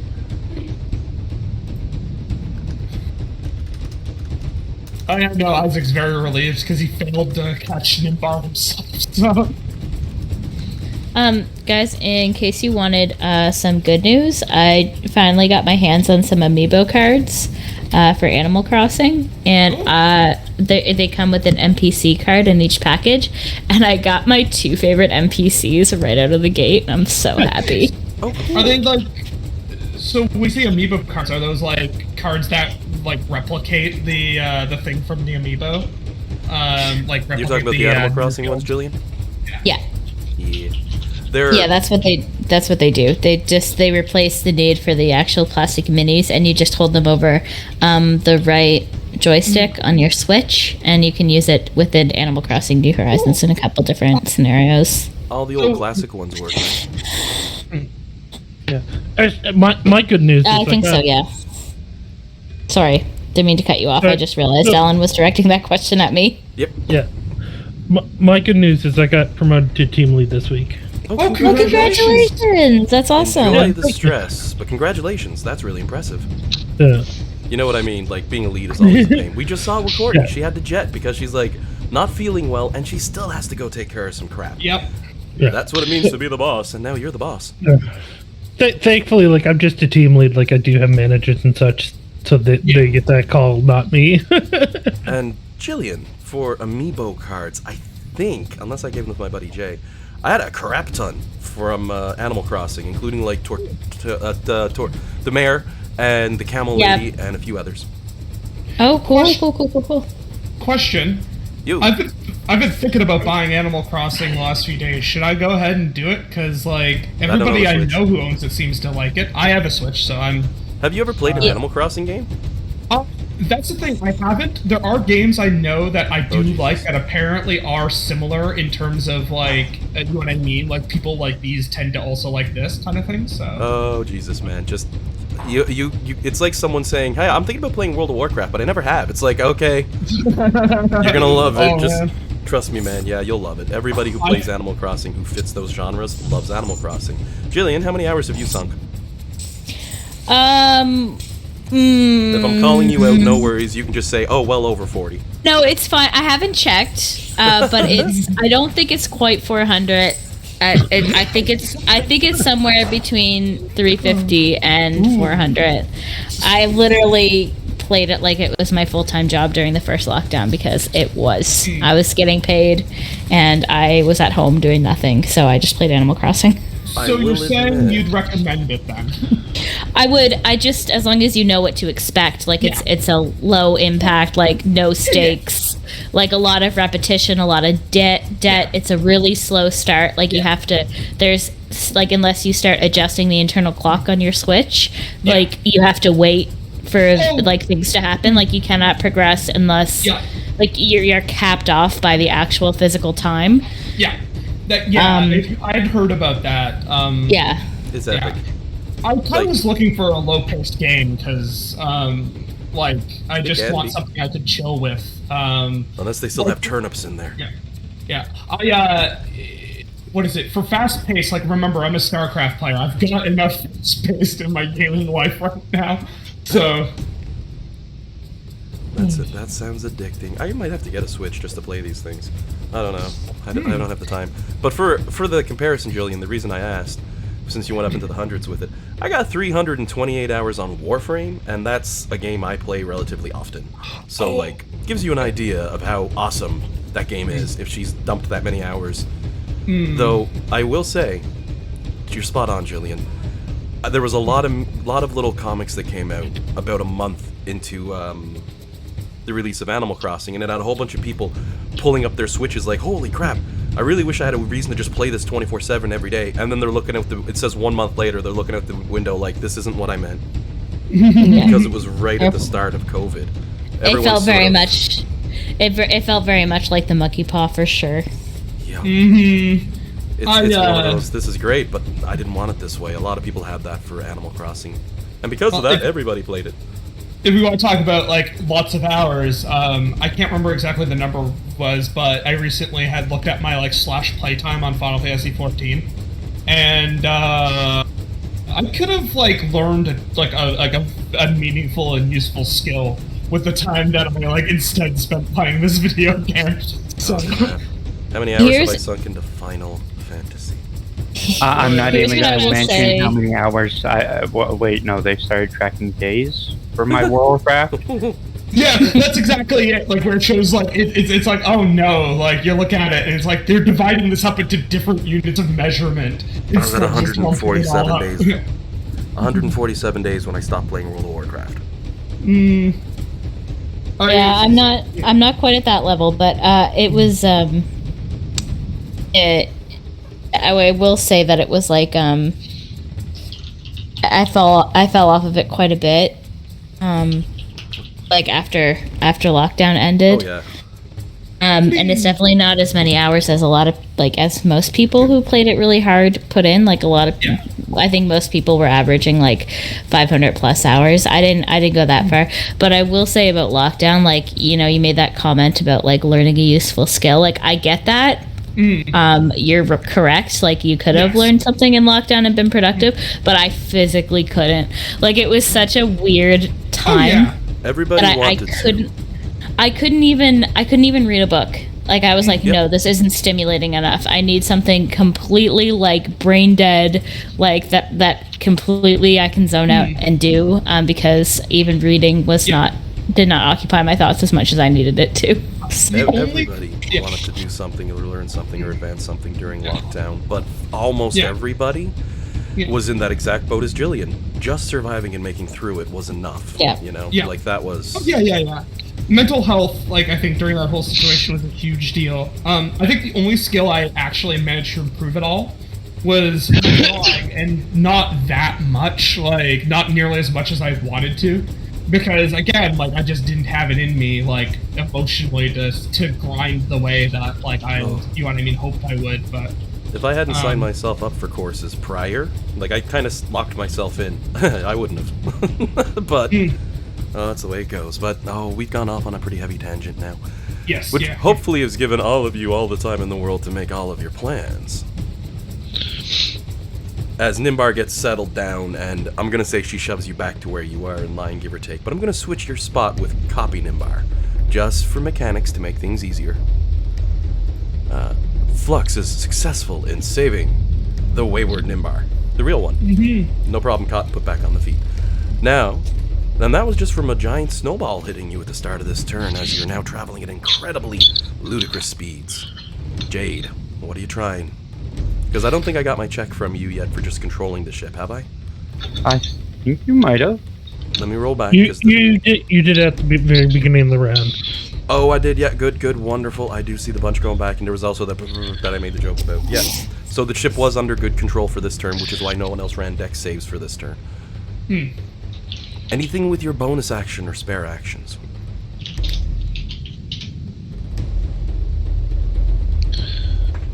No.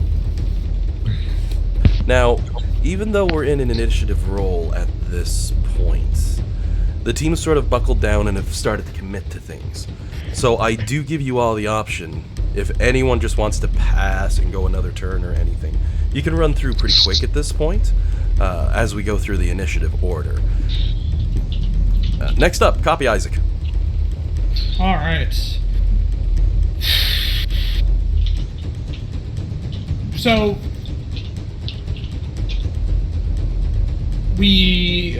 our ideas were bottling the ship, essentially. There was that, and the other one was... What was the other idea again? Fly it into the storm to get rid of the flying ability and see if we can control it to the ground to minimize damage with a bajillion checks. Alright, Presently increasing acceleration. Flying into the storm is probably going to happen at the start of the next round. Alright, then I think my best bet is just simply to brace, using my action, because, If you guys are touching the ship, I can't put it in the bottle. but if we're... So, I thought if we're taking the fly into the storm approach, if we're jumping off, That's what had to be decided. Okay. Because So, I can either put the ship in the bottle, or we can fly in the storm and try and control it, which will get increasingly difficult. Plus, the ship will start taking damage from the ice. So, that was what I was waiting on. That's why I took no actions, because it was I prepped to put the ship in the bottle if everyone jumped off. Okay, so are we... So everybody, are we jumping then? Like, is that the... Well, except for the fact Jade had to use his action to control the ship this turn. Next turn would be the earliest Jade could attempt to put the ship in the bottle. Directly, that is. And Flux would have to take the wheel on this turn, because you'd need both hands to use that to do that, and, you know, the usual rules of using a magical item. Okay, then would it be valid to ready my action to jump if everyone else jumps? Yeah, that's totally. You can always ready an action or a movement. Either one's going to be fine. Okay. You've also still got your reaction to hold out for. Actually, readying your action uses... It's a reaction to use your readied action, so... Yes. If for some reason you need to jump... Yeah. You certainly can ready for that. Alright, then I will... I'm gonna ready to prepare to jump if we jump, basically. And If I the team think that jumps, you sounds jump. like that sounds like the smart way of doing it, because that way I don't hold anything up. Alrighty. Alright. Anything else for your turn? No, I think that probably is the gist of it, so that'll be me. Alrighty. Nimbar, as the ship still continues to accelerate beneath your feet. What does Core Nimbar do after having his feet pushed back onto the ground? I'm actually going to make it so he's standing up because, well, it's a little more funny that way. So I'm going to prepare to jump off with everyone else. But the other thing I'd like to do...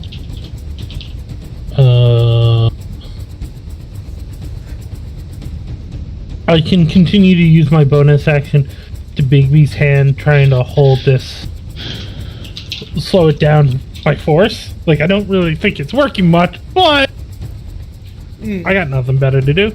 Oh, using Big B's action again? Yeah. It's another 4d8 points of damage for Big B's hand as it continues to grip and tear the ship, desperately trying to slow it down. Make Mark 16 off on itself. Ooh, that's getting up there now. It's like halfway to dead. Ship's looking very bad for wear.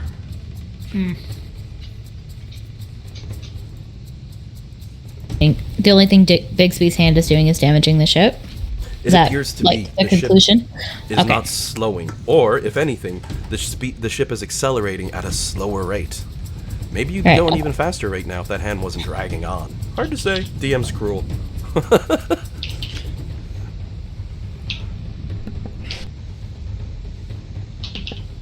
Alrighty, Alex's turn on the out-of-control vessel, which erupts beneath your feet, and you swear it's moving thousands faster now than it did last turn. Not last round, last turn.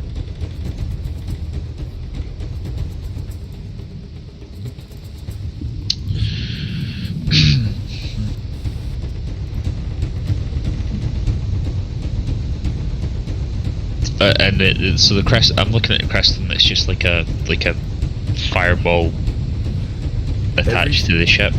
Between last turn and this turn, it's gone from looking like a fireball to a dragon's maw, erupting a violent surge of flame, power, and energy.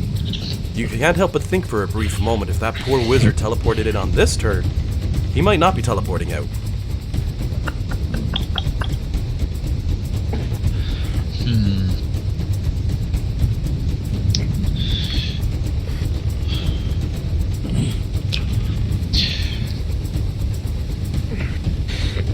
So I've a question about using items to cast spells. So the prayer beads let you can use them to cast spells as a spell as a bonus action. That would mean I could cast a spell as a regular action. Sorry, repeat that one more time. The prayer beads let you cast some spells and the beads as a bonus action. Yep. If I did that, I wouldn't be able to cast a regular spell as my action.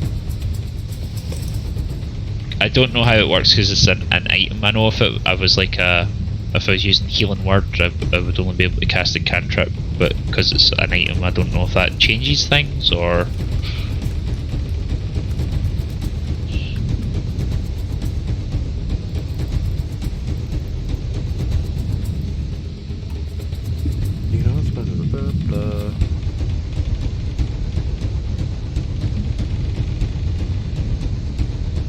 By the look of things, it looks as though that it's exactly as you're assuming. It will lock it down.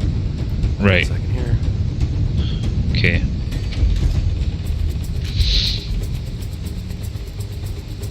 Since the necklace of prayer beads specifically says, as you've mentioned, that you can cast it. It'll say you can cast from it as a bonus action. Since you can cast from it, that's actually casting a spell and it counts towards that limitation.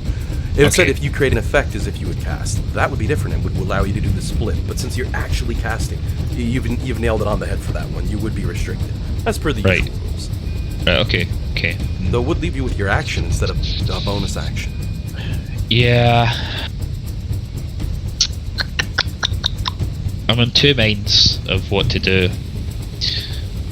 Let's just shape change into a gold dragon and hope that the fire immunity does something and just throw myself into the crystal to knock it out of the ship. Or what, like I talked to you about using planar ally to get help. I did ask previously too, and got the clarification that fire immunity probably won't help with the hellfire. You will find on Nimbar's turn next. He's still on fire. Yeah. It matters less when you're a dragon though, because you're a big old sack of hit points. It's just I'm 50-50 in what to do.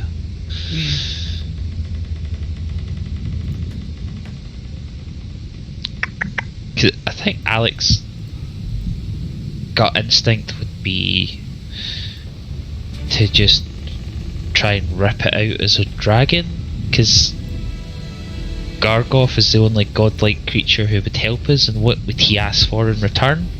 He's a slimy little fuck. I don't know.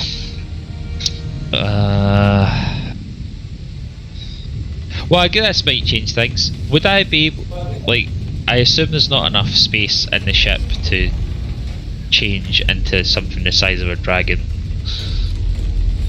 Normally, no. But the poor underbelly of your ship has already been blown wide open, and the damage that it's sustained from some of the recent attacks and Bigby's fingers tearing through the hull, well, there is now. It'd be a tight fit, so you'd be moving at difficult terrain, but I mean, that's nothing new. Yeah, I'm just...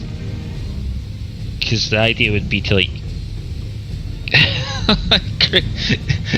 create a dragon cannonball. Kind of just knock the crystal out and just I'll crash into the ground as a dragon.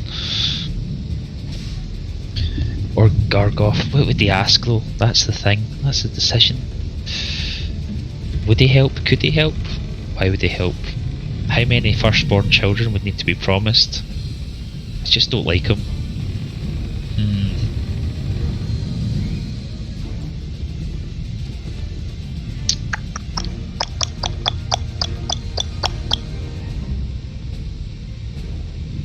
No, just can't do it. Can't deal with him. Okay, I'm going to shape change and a gold dragon and an adult gold dragon, to get a big old sack of hit points, and I'm just going to try and like tear the crystal out and get it away from the rest of the party. Alrighty. So the party above deck sees two large. You say gold dragon? Yep. Two large gold wings burst out from your ship, pointing the wrong direction, not matching the way the ship's wings go, but they're massive. Blink as well, you turn into a gold dragon, glittering underneath. As you come up and lean around to look at that crystal, the dragon's size and reach allows you to clamber out the back. You can take a real good view at it. And with your movement, you'd be able to do that. But you'd have to walk through the flames. Alternately, you can do an attack against it from where you are. And it just depends what you want to find out.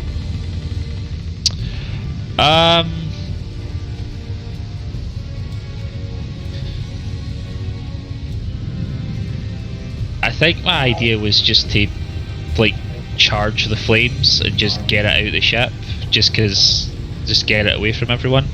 All right. And just rely on my mass and. So you give me a dex save as you charge forward through the flames. Right. Okay, wild shape doesn't... Okay, I just need to bring up the gold dragon dex, because I think it's more dexterous than me, maybe. I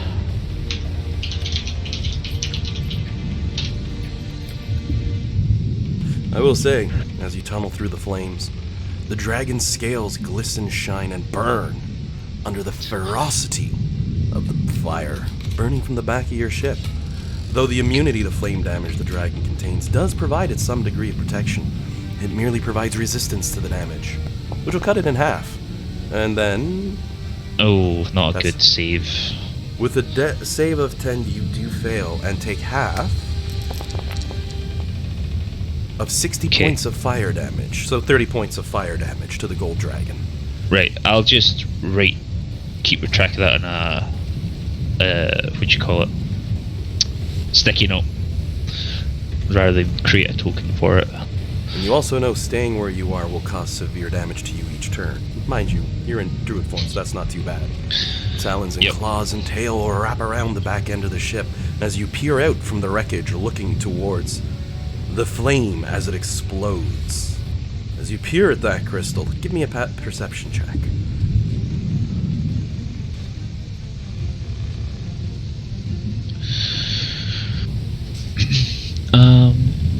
Dragon literally looking at down the jet engine's engine at the fire, face burning, and it's like, oh, what's going on in there? I mean, he picked the good form to do it. Don't get me wrong. Oh no, a 1? A 15? I saw the 1 come up, but I'm like, well, I don't get that. 15? It's coming up as private for me. I think it's because I'm rolling from a monster sheet. Okay. I'm going to reveal these off just as well to make it safe. You got plus 14 on perception for being a gold dragon, and you've never been so thankful for those eyes, though your mortal body knows the fear of this fire as it burns across your form. The strength of the gold dragon carries you through, and you peer with those powerful eyes. And you can see the red crystal, formerly beautiful in its design, now full of cracks, damaged as pieces of it fly off and skim past your face. It looks like it's about to blow.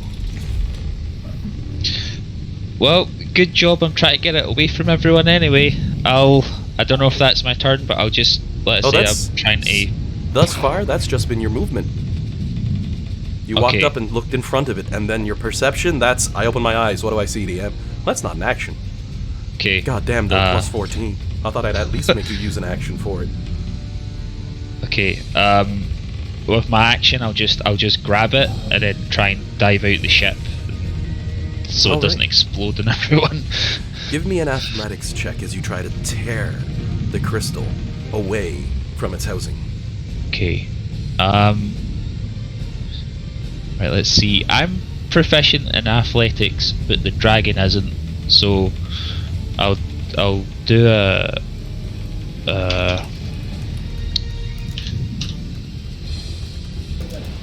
I'll just type out the roll here.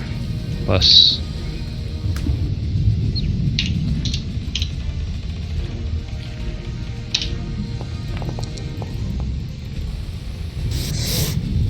Oh, I don't know why it rolled as. I think I clicked on Nimbar's token, but I got a 29.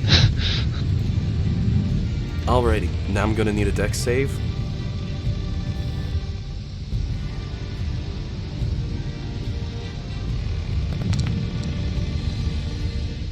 Alrighty, and another athletics save.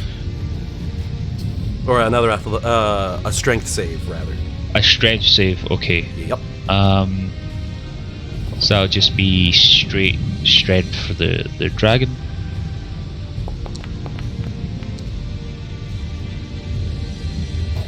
Alrighty. As you wrap your talons and claws around and pull with everything you got, the ship heaves, cries, and breaks as you take the engine clean up. The engine, with such incredible force and momentum, throwing itself forward that it launches you towards the front of the ship, through the inside. However, with a mighty dex roll that you made, you're able to hold your solid ground and by pure athleticism on its own, hold the engine still where it is. Since you got an 820 and a 22 on those two checks repeatedly, funneling the power of the gold dragons as you now hold the engine in your taloned claws. How much movement speed does a dragon have, though? You used 15 to get that far. Okay, it's got 30 because it's difficult terrain, but 40 feet walking, 80 foot flying. So you have 5 foot of walking movement remaining, but you're on because of difficult terrain, and you're on the back of the ship. Okay. Right, so I can't get out the ship, or if I'm attached to the ship, can I just drop?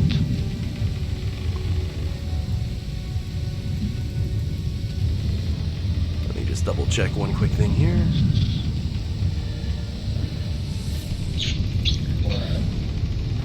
Alright, the way flying works, it's wonderful, because you have how big of a flight speed? 80. With an 80 on your flight speed, the way it works, you walk up to your walk speed, and then you can fly up to your fly speed minus your used walk speed. So you've used, 30 feet of your walk speed, leaving you with 10 remaining. Therefore, your flight speed drops to 50. You launch yourself right now.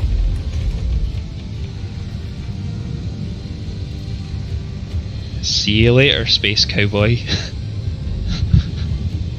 Yeah. Okay. I just get away from the ship and watch it hurtle away and brace, I guess, for the coming explosion. Or can I drop the crystal now? Well, that's a good question. As your character launches themselves, wings spreading wide as you take the engine, you quickly overtake the ship. The forward momentum, now completely restrictiveless from the ship, takes your golden dragon through the air like a rocket, as the rest of the party members finally start to decelerate. The crystal itself is going absolutely nuts in your character's hands, given the speed that it was traveling at was 7,000 at the top end at this point, as it reached a whopping Mach 3 as you both took off. No restraints on it now. Oof. As your claws release, as you try and let go, as you try and fall back, give me one more dex save. As the rest of the party can see, besides the fact that there's a giant mountain covered in a storm that looks like all hell has broken loose, an explosion of mythic proportions well off the bow. Okay, a dex save you said? Yep. Okay, incoming.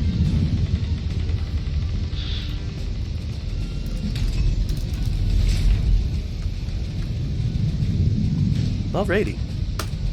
The explosion rattles through the air as the crystal erupts, and you take half of 114 damage to your golden dragon form. Okie dokie. That's the force damage. That's force damage. You then Okay. take an additional. Wait, hang on a second. Minus 104. Oh, your numbers are there. Sorry. 114 force damage, and then Got it. 96 points of fire damage, which you can cut in half. Okay, cool. How much health does that leave the dragon with? Half of 96 is 88. Yep. I have 64 hit points left as a dragon. Incredible. Yep. Gotta love those dragons. Smoke would be clearing. And at this point, you can tell I'm sort of slipping out of the combat role at this point.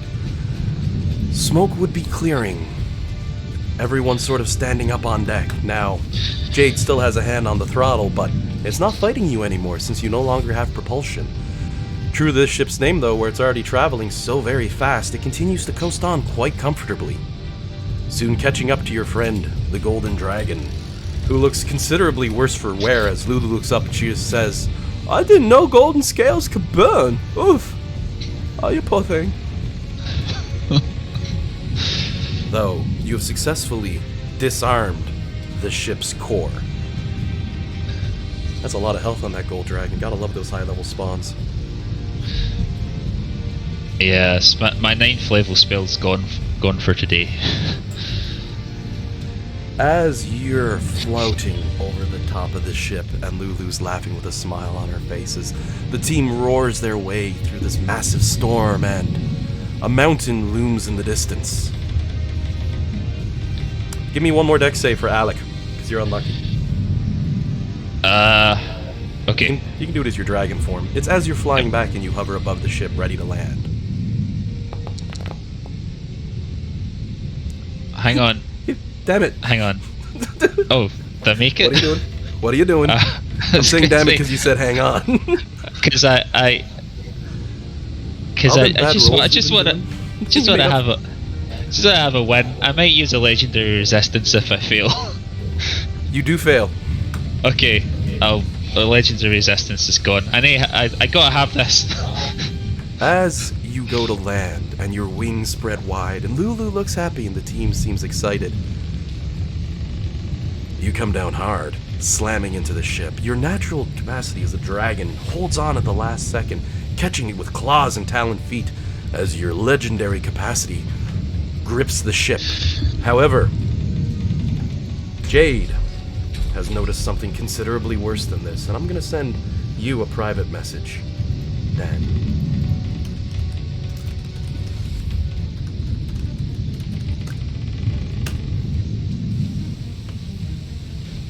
And Dean, I'll give you a message as to what just happened to you. Okay.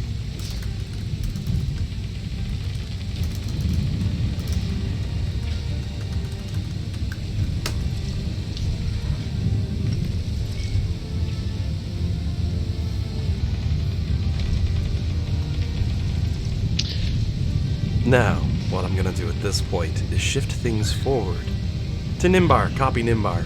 Holding onto the ship as it's decelerating, though very quickly going towards where it needs to be.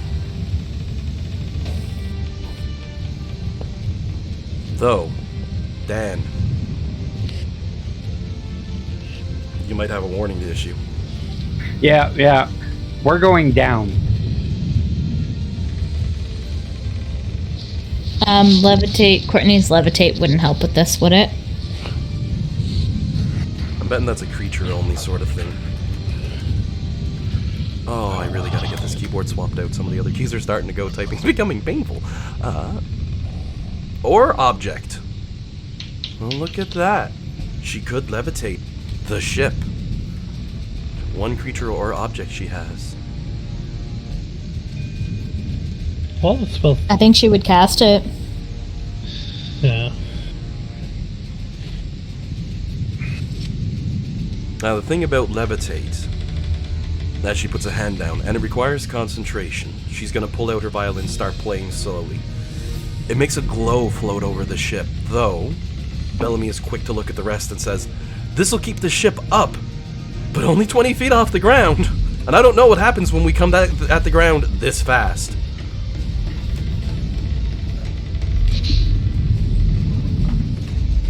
Okay. But that will be on her turn that we'll get to. Just because she's not here at the moment, we just jumped that one in line. Anything for Nimbar? Copy Nimbar. I mean, he's gonna try and put out the flames.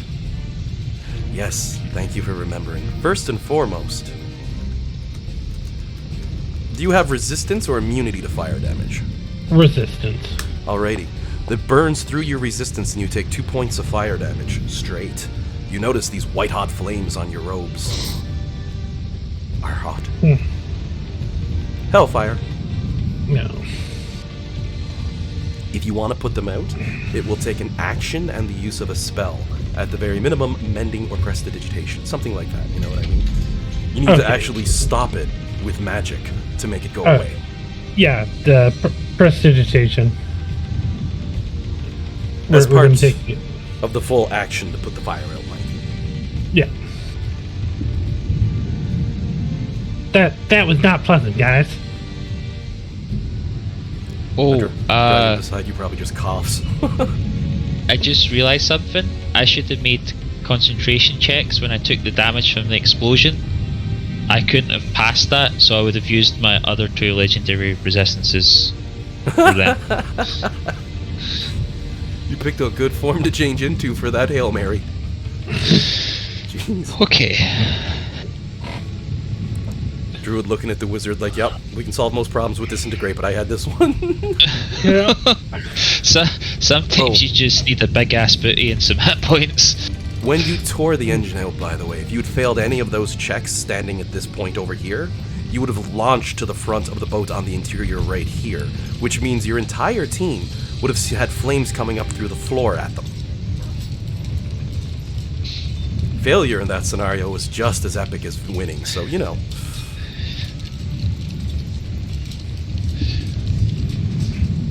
Oh, well, all's well that ends well, but it's not ended yet, so who knows? Yeah. It's going to take minutes for you to reach that mountain at this point as you glide along. The ship slowly lowering, speed cutting back.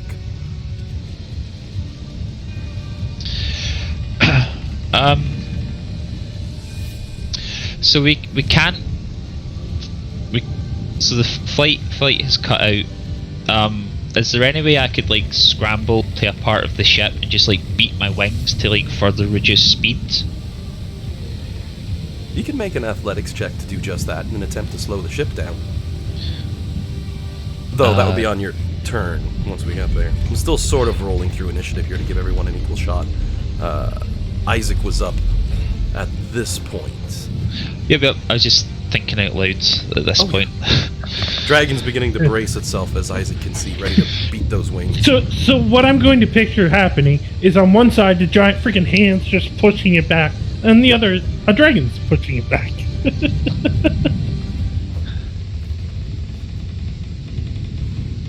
Kieran, any plans for you? Oh, you're on mute, bud. Sorry, I had to reply to something and I muted myself and I forgot to unmute. So it was like a thing. Oof, you've been on mute for maybe a little while then. Shoot. Yeah, maybe. I don't think I had much relevant, you know what I mean, to like add in, so it's not a huge deal. But at this point, the most epic part's done, so your character's waiting for that moment for something else to happen. Yeah. I'm guessing. Yeah. So well, here's Yeah, the question. just know, Kieran, that we weren't ignoring you. No. No. I know. Yeah, no, I know. I just mean, like, in case you were like, oh wow, they're being so rude right now. Oh yeah. I think the only things I would have said maybe at most during all that time, because I haven't had anything to say, is just like would have been little like reactions. Nothing like actual. So he's using his dragon form to brace in to try and use his athletics to push back against the or to try and slow the ship. Well, you're getting ready to. It's not happened yet. So here is my question: is would a second dragon help with that? Because I could just shape change and also help brace, like help reduce the ship's speed too, if that's possible.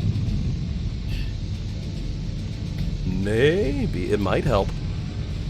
It's very hard to tell moving at these incredible speeds that you're flying at. So if is there space where I could, you know what I mean, also kind of cling to the ship and use my wings to try and, you know what I mean, to slow things down? Oh, yeah. Alright, then I am going to, as an action, cast shape change and turn myself into a gold dragon. And you ask, have I seen an adult gold dragon? Yes, right over there. So, that'll be my. So I will also basically turn into a gold dragon, and if I could spend my movement, just kind of get ready to just basically position myself to do this whole kind of thing. Alright, so essentially, once you're good and positioned and set up, you'd be doing an athletics check in order to see if you can assist with that to push the ship back faster. I feel like my athletics is much better as a gold dragon than it is as a nerdy half-elf. 2 giant gold dragons hanging on either side of the ship, giving it what they can. Now these are high-level shenanigans. Got the magic hand in the front and 2 dragons attached to it, to the ship. I've only got the white on par at the moment. I'd have to program in the full gold, and I'm lazy. But you'd be looking essentially like that. It's alright. They'll only be around for an hour at most. When I realized that shape change allows you to keep your spell casting while you're doing it, I'm like, oh boy. Yep. This is the spell I want. As you latch on, you see Alec looks towards Isaac, shakes his head. Turn around! Turn around! Sorry, I had to do it just because of the way I put the minis. But that's about how big they'd be on that board for what's grabbed onto either side. This does mean your spaces over here and back over here. Wait. Oop, wrong one. Those 2 spaces at this point are going to be easy terrain for people to go through. Well, it's not the easiest right now. It's still a pain in the butt.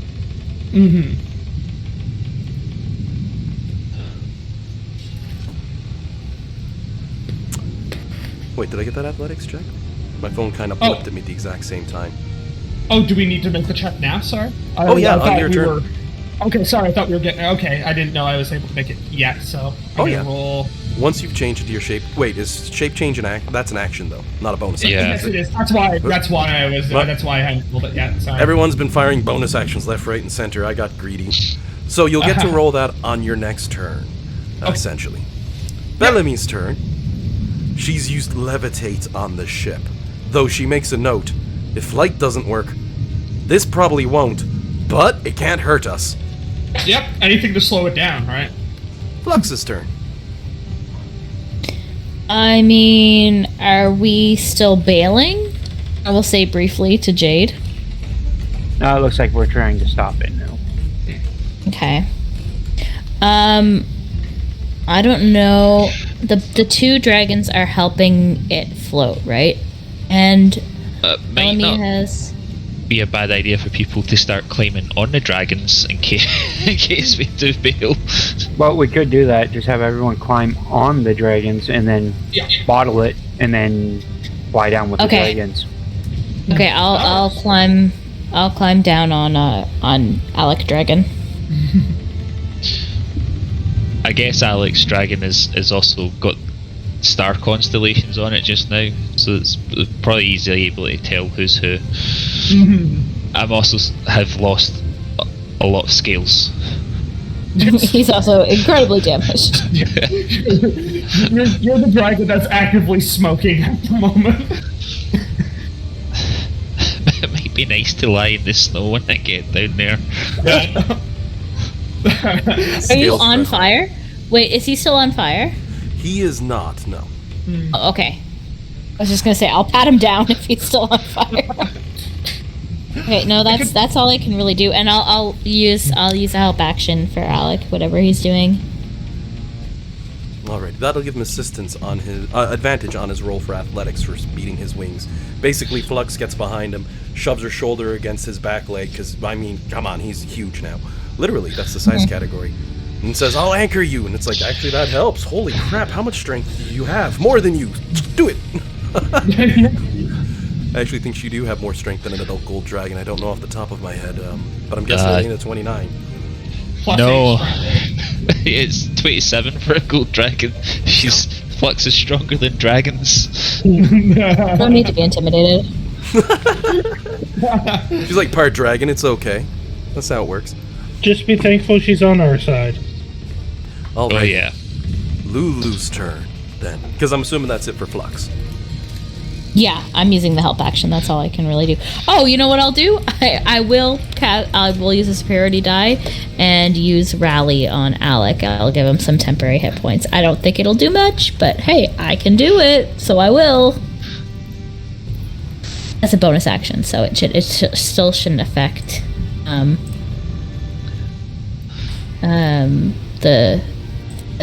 my help action that I took. So it's a D12 plus something. Ooh. That's pretty good. Dang. Is it plus charisma? Is that why you took the book? Yeah. I don't know what it is yet, though. It's not showing up. I might have to refresh Foundry. I'm not getting a lot. Like, all my other pages seem fine, but Foundry's just kind of frozen on me. What did I get, by the way? 11. 11. Oh, okay, cool. It's plus 2. So 13. Very nice. Nice. 13. I'm just gonna refresh Foundry. And as your turn switches out, we'll pop over to Lulu's turn. She looks and sees the two dragons, says, yeah, alright, I can get on with this. That's actually pretty good. As she hops towards the front of the ship and gives a nod. And then you hear a mighty blare from her trumpet as her form surges in size, height, and strength. Massive tusks readying as golden wings spread wide on her magnificent mammoth form. She puts 2 tusks in against it, spreads her wings wide, and gets ready for her next turn where she can provide assistance. Nodding. Jade. Round 3. Give me guys, a I've heard about air brakes, but this is ridiculous. Oh, Give boy. me a perception check, Jade, as your hand holds on to the control stick.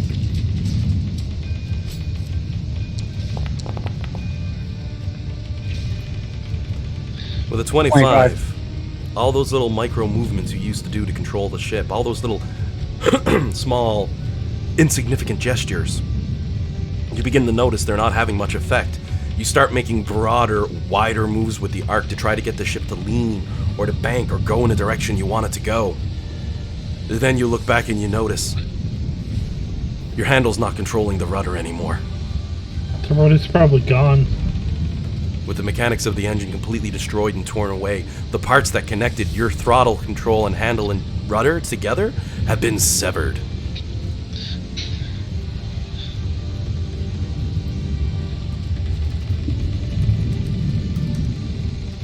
Nilcrates, we need you, buddy.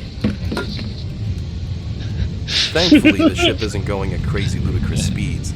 Otherwise, it would be careening out of control. But as of right now, that rudder behind you is free-floating.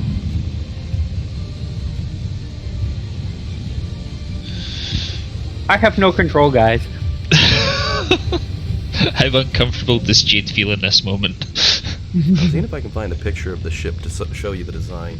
I've had it, but I haven't used it in a while, so I'm just going to see if I can pull it up so you can see what the blade looks like. It runs the full length of the ship. This one big piece back here does run the full length up and down of the ship, but it goes way above and way below. And as people who mechanically repair this ship, you'd know you could reach and grab onto it, and with sheer volume of strength, you might be able to do something. But it's also worn, torn, and badly damaged, even if you could regain some meager volume of control over this vessel. Even though it is slowing down at a great rate, controlling the direction it's going to go, not easy.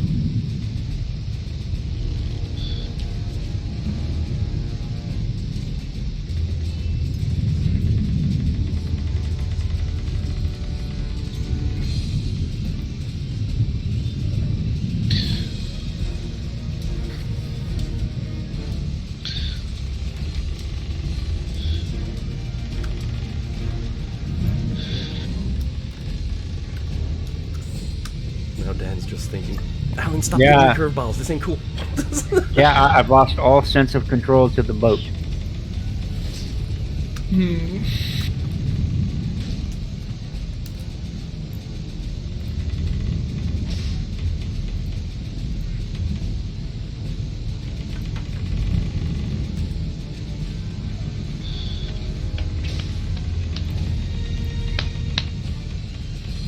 I will. So my moving controls does absolutely nothing, right? Short of reaching back and grabbing the rudder directly with your hands, which in itself would be nightmare grade, and it's piping hot, so there'll be some damage. You can't seem any other way right now to control it. Tearing and tossing the engine off as they did, it's pretty much removed your control mechanisms. A worthy sacrifice, mind you. Because, heaven help you if that engine had blown prior. I guess the only thing to do would be climb on the dragon and prepare the bottle to store what's left of the ship.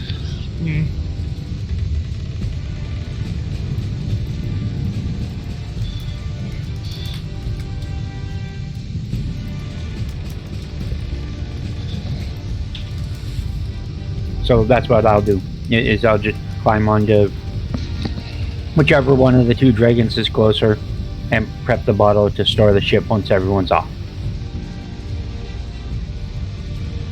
Alrighty. You can also tell... Actually, hang on. No.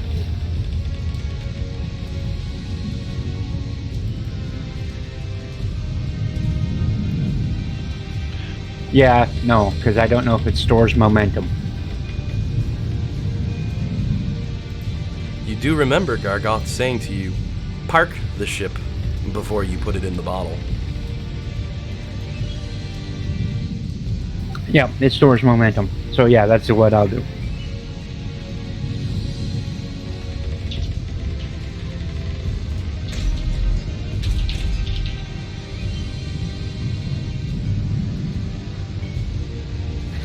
Now we'll warn the party, the second you get on one of those dragons, if you get off said dragon, you cannot keep up with the ship and you'll immediately be passed. The only reason Dean was able to return, and it was with a deck save, which was regardless, but flight cut out on him, which is half the reason he had the deck save, was because he was accelerated beyond your ship. The ship's still traveling, probably about 750 at this point.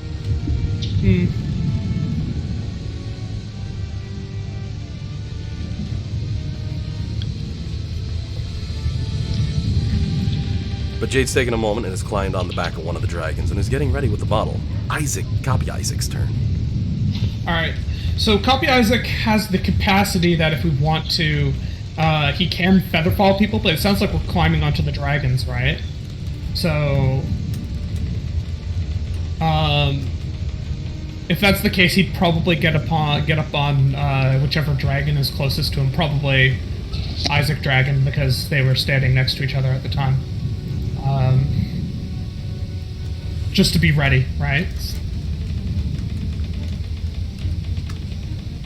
Alright. So that's going to be it then for your character's turn. Yep, probably. I feel like we're kind of at that stage now where we're just getting ready for the big moment of, happening. Nimbar, you're up. Alright, Nimbar is gonna climb onto Alec.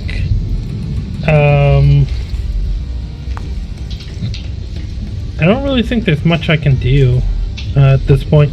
I mean, I continue to try and slow down the ship with the hand.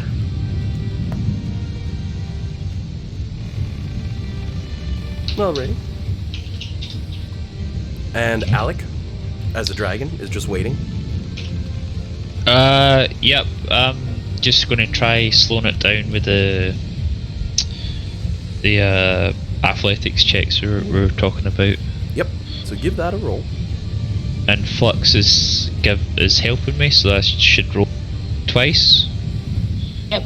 Okay. Yep. You get advantage on that one. Makes it nice and roll nice. Okay. Let's go with the 28. As you beat your wings hard and strong, the ship does indeed slow, but the nose starts to dive down as well, increasing the acceleration towards the ground.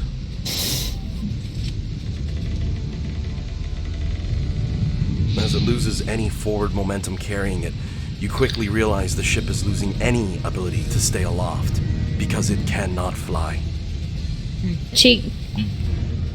The levitate does nothing? Pardon? Levitate does nothing? Levitate will only hold something 20 foot off the ground. As of right now, Yeah, the but ship's dive-bobbing towards the ground. Okay, but like, would levitate not stop it at 20 feet? It depends on whether or not levitate works in these conditions, where flight does not. Okay. So the DM gives a firm maybe on that one. One of those you're gonna find out. We can try. We can try and slow it down even further. Or the slower the better at this stage. Pretty much. Hopefully, fingers crossed, talons crossed. There we go. I'm just pulling up Discord because I found a picture on Imager where I threw up the boat a while back, so I can give a view side on what you're looking at for the rudder and etc.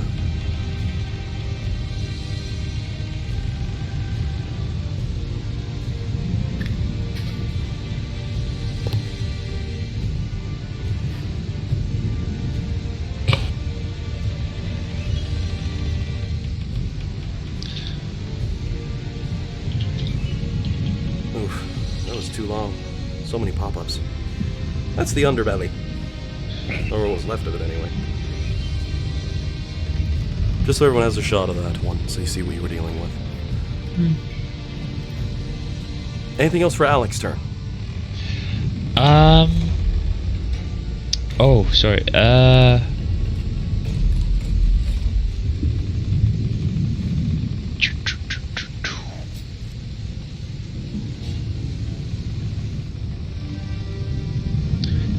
I don't think so. No. Yeah, I'm good. How about Copy Nimbar? Copy Nimbar is going to climb on Isaac. And So each dragon has a Nimbar. And Isaac then. Can I use my athletics to try and reduce our falling velocity, or? By all means, you can give a snap with your wings as well to try to slow the ship down. I will absolutely do that. So that'll be a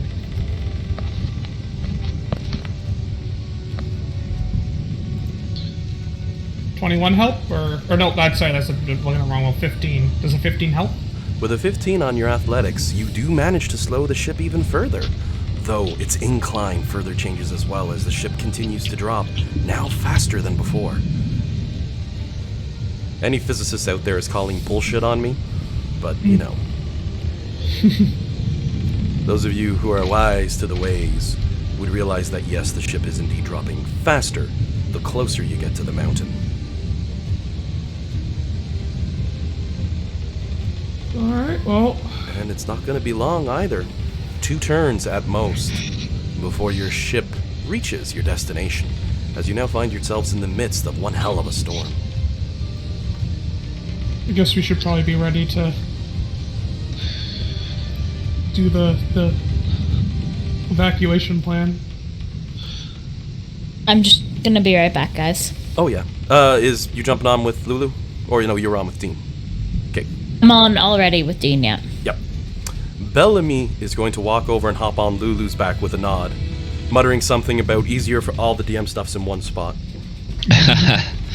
Lulu gives a nod. All right, you hang on.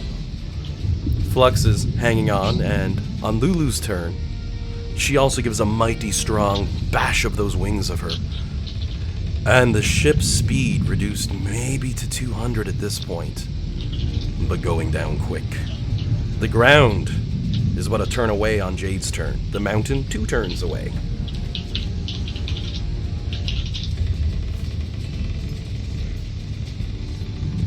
Dan, you're up.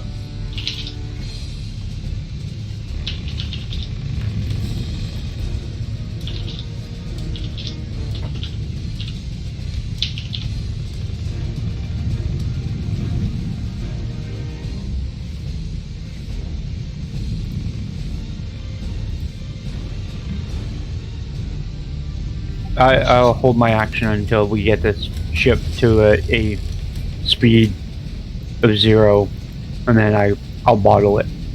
Alright. Isaac's turn. Safe to assume everyone's just gonna hang on and jump off with the dragons on this round? I don't think there'd be any further changes beyond that, hey? No. No. Alright. So I'll skip forward to the next round. As Lulu takes off and the 2 golden dragons take off. Though, the ship now traveling still 200 as it reaches towards the ground. At this point, nobody on board? Ship's in free fly? I think like as we let go of the ship, probably would have gave like one last like beat of the wings to try and slow it, but I don't think it's gonna. You give up 10 feet of movement just hoping. I mean, there's always that big hand. Just push, holding the thing as much as it can. just cushioning it, just trying to. Well then, if that's the case, well, so is it an action to do the athletics check? it's a full action. Yep. I'm tempted to try reverse gravity, but I'm worried that'll just start flinging it upwards and not make things better instead. Ship just disappears into the sky. Lulu looks up. Whee! Oh, what? It's gone now. I think it would be too complicated to cast it, wait for it to reverse its downwards momentum to then drop concentration. I don't know if that's within the scope of the thing.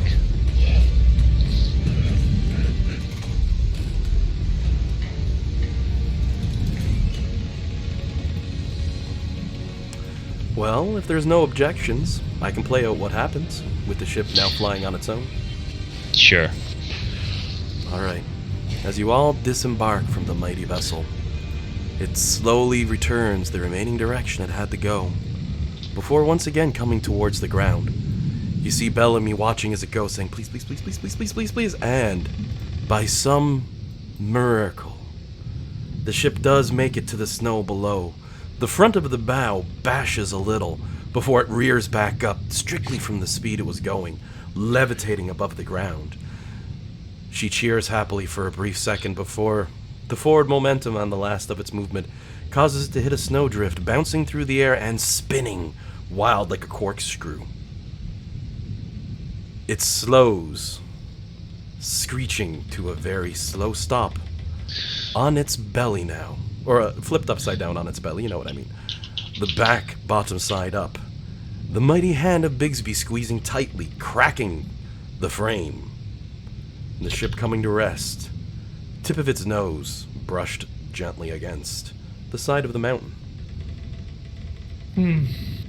And as the hand slowly releases, you can't help but be grateful that the ship is still in one piece. The frame and body repairable, as any of you with any knowledge for these things could tell. Nimber's gonna look at Flux. Oh, we got our work cut out for us this time. Yeah. Lulu's gonna come down and land, shake herself off a bit in her giant mammoth form, just blow her trumpet once in the air and say, "That's the last time we get a crystal from some random doof." Oof!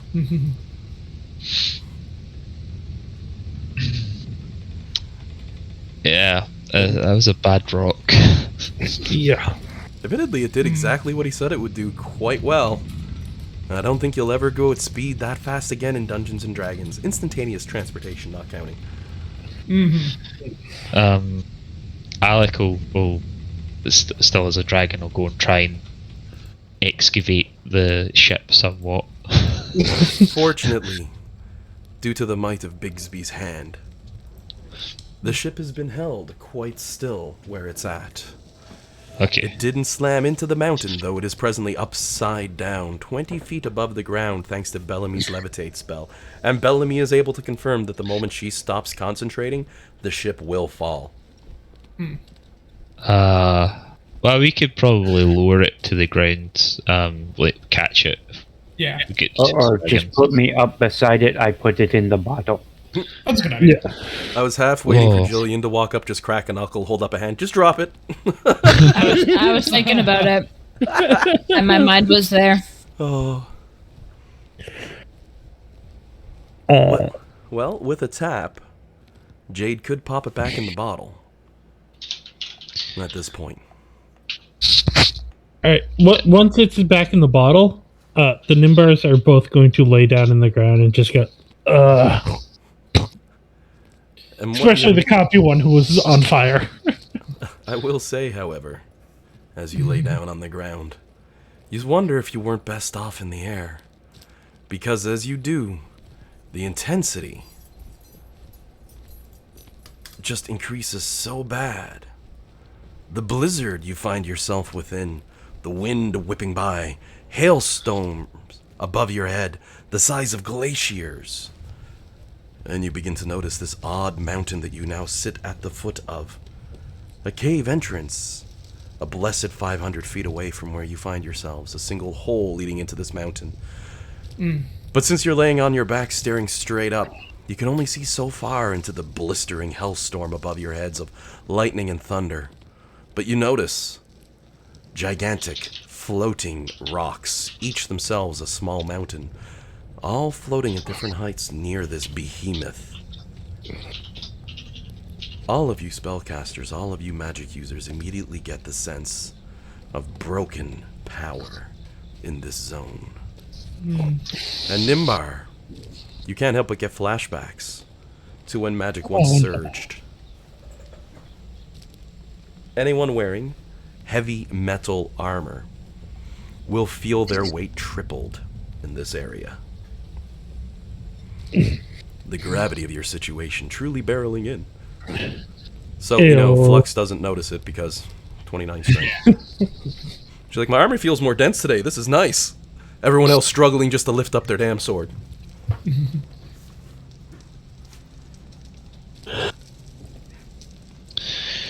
The ship repairable? Most certainly, yes. Though next time, make sure to buy a blue crystal, not a red one.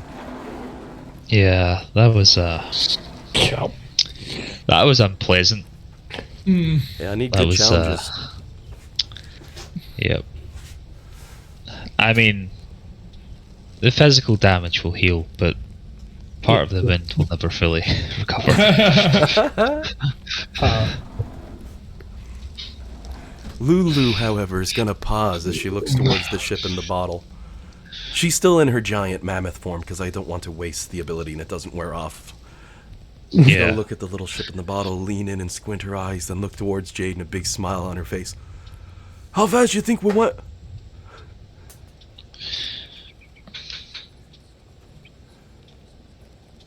At least in that, Lulu found some excitement. Not sure, but we'll have to get another crystal and try again. Oh, God. Lulu gives a laugh at that. She says, maybe on a disposable boat. That might be fun. If we're gonna try that again, I suggest having a safety eject button for the crystal next time.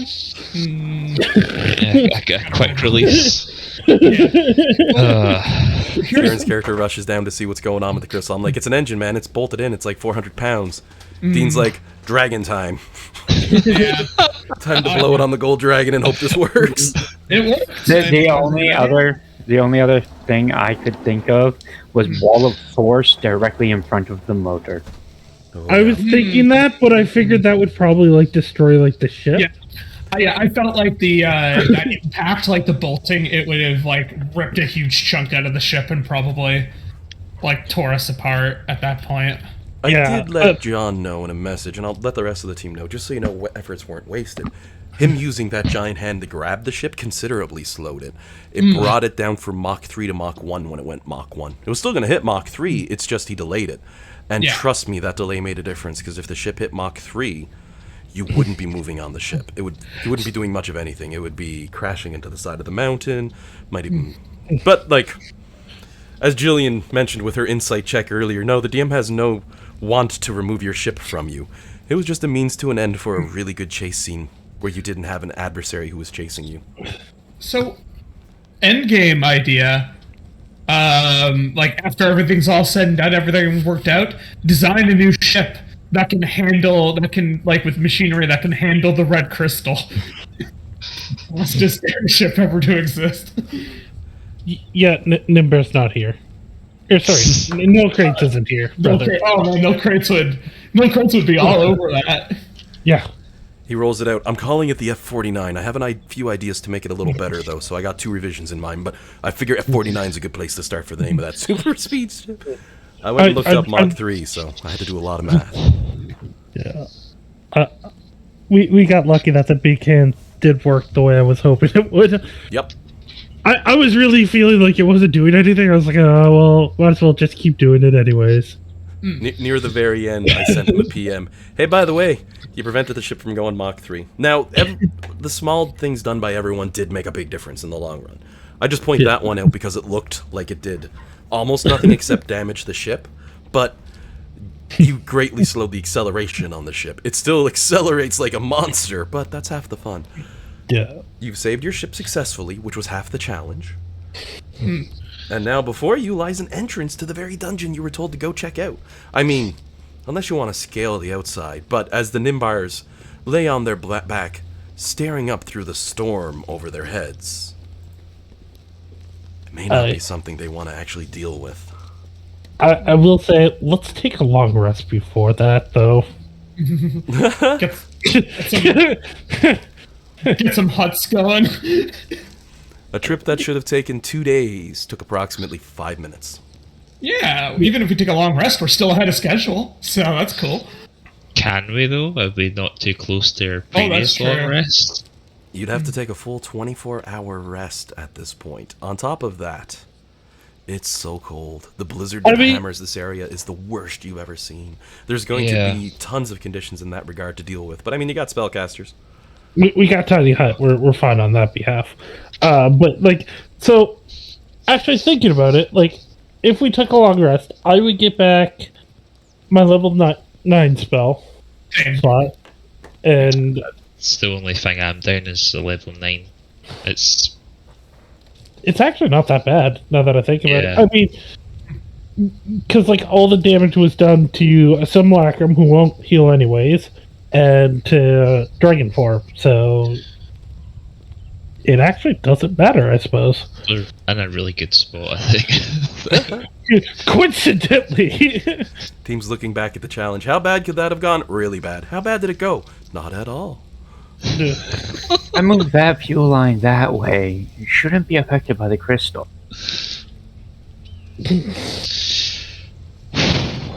Wow. Yeah, that was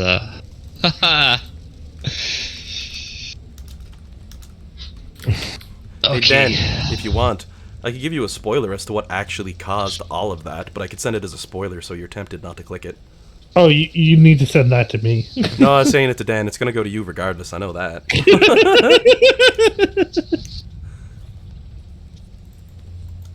Oh.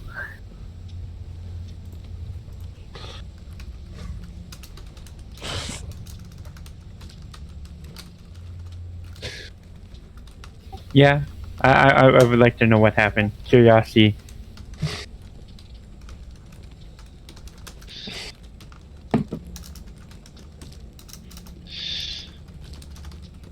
Yeah, Jade's curiosity passed on to me. I would like to know what happened. keyboard. Wow. Your keyboard is playing WoW while you play D&D? That's impressive. No, that's my sideboard. I can use that with my G5. It can do it for me. Or G13, rather. Yeah, I think I have one of those around here. Or I might have spilled coffee all over it and had to get rid of it. I'm going to have to take this keyboard apart and fix it up quickly. That's an annoyance. Now, if you do rest outside, there is contending with the elements and the hells that they bring. Tiny Hut's going to be buried in snow very quickly with the amount that's coming down out here. I think we're just going to go inside because the spellcasters are just missing a 9th level spell. Yeah, and I mean I still have a 9th level spell, so we're not that bad off. Alrighty, well let me get the ball rolling as we start up the next part.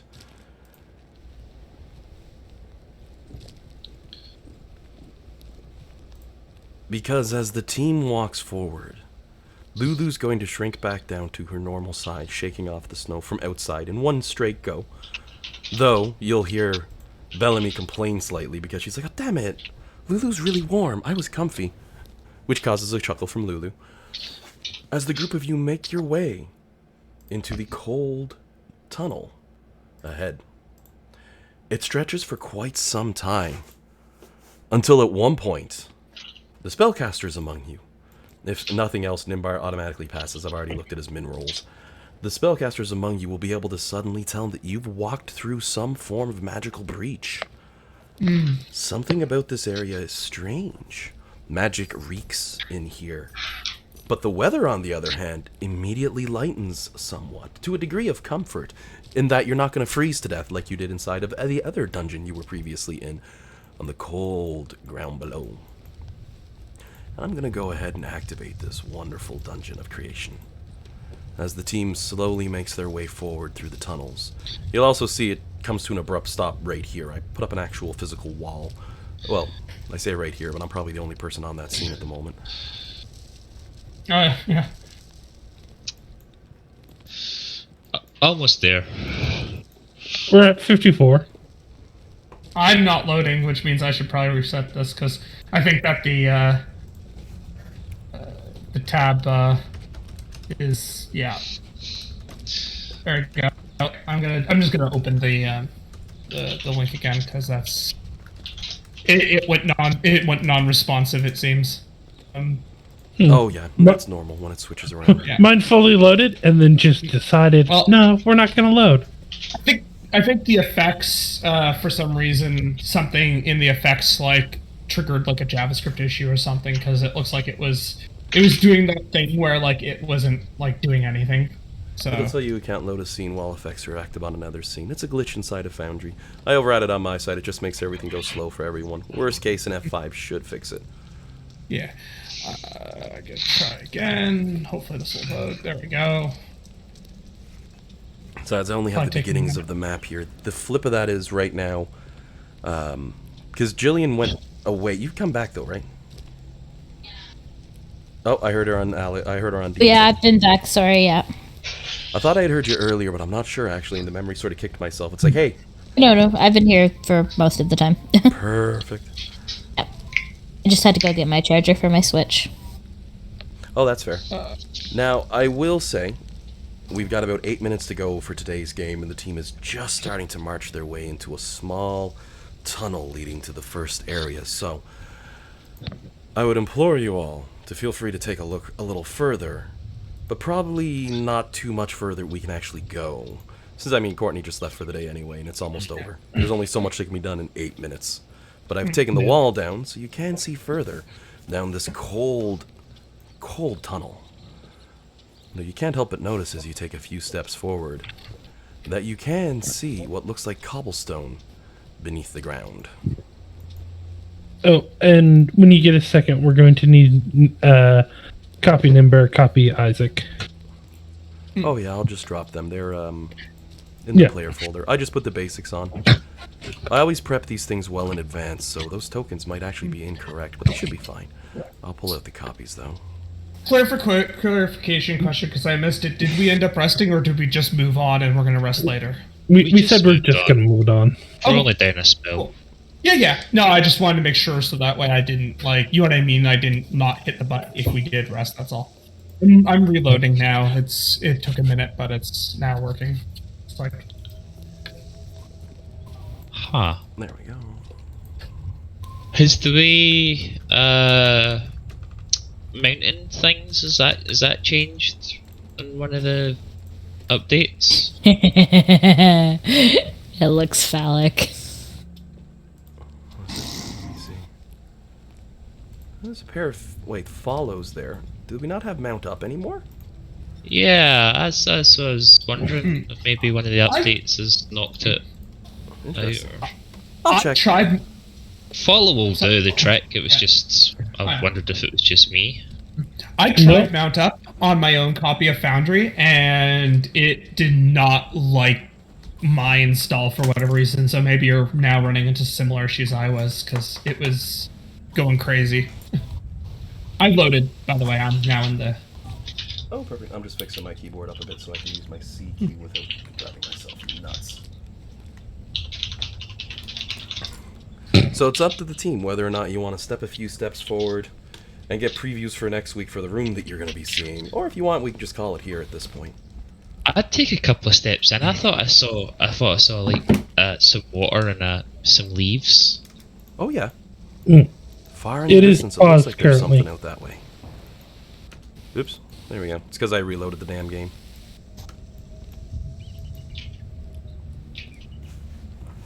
The floor itself, as mentioned as you look below, looks like pieces of broken cobblestone beneath your feet. It gathers more together the closer you come to a small split in the road, one heading north and the other one continuing where you went, and then opening up to a room up ahead. Huh. My follow doesn't seem to work. It says Yeah. it's following. But Yeah, I noticed the same thing. Oh, I think I know what's up. 1 second here. Try it now. okay. Alright. It should Oh. follow one square behind. Actually, it doesn't. Nope, it doesn't. Look at that. It's busted. Oh. Who Ow. QA'd this Foundry? Well, that one's a mod, so I'll have to look into it, because it might just be missing a piece. It might be linked with mount up. They might use the same call to in their Java, so I'll have to look.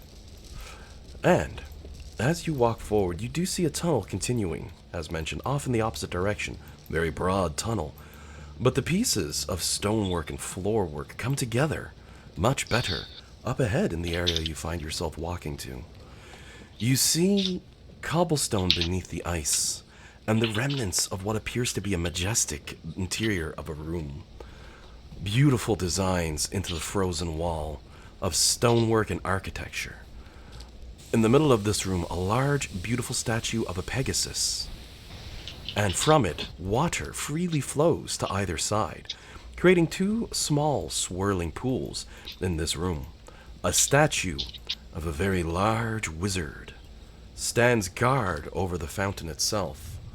Though the once beauty of this building now clearly seems to be torn apart, this room itself standing on its own, where other rooms should be connected, like the tunnel you find yourselves in, it's completely gone. And I will say, as you walk forward, Isaac gets the strongest sense of deja vu seeing this area.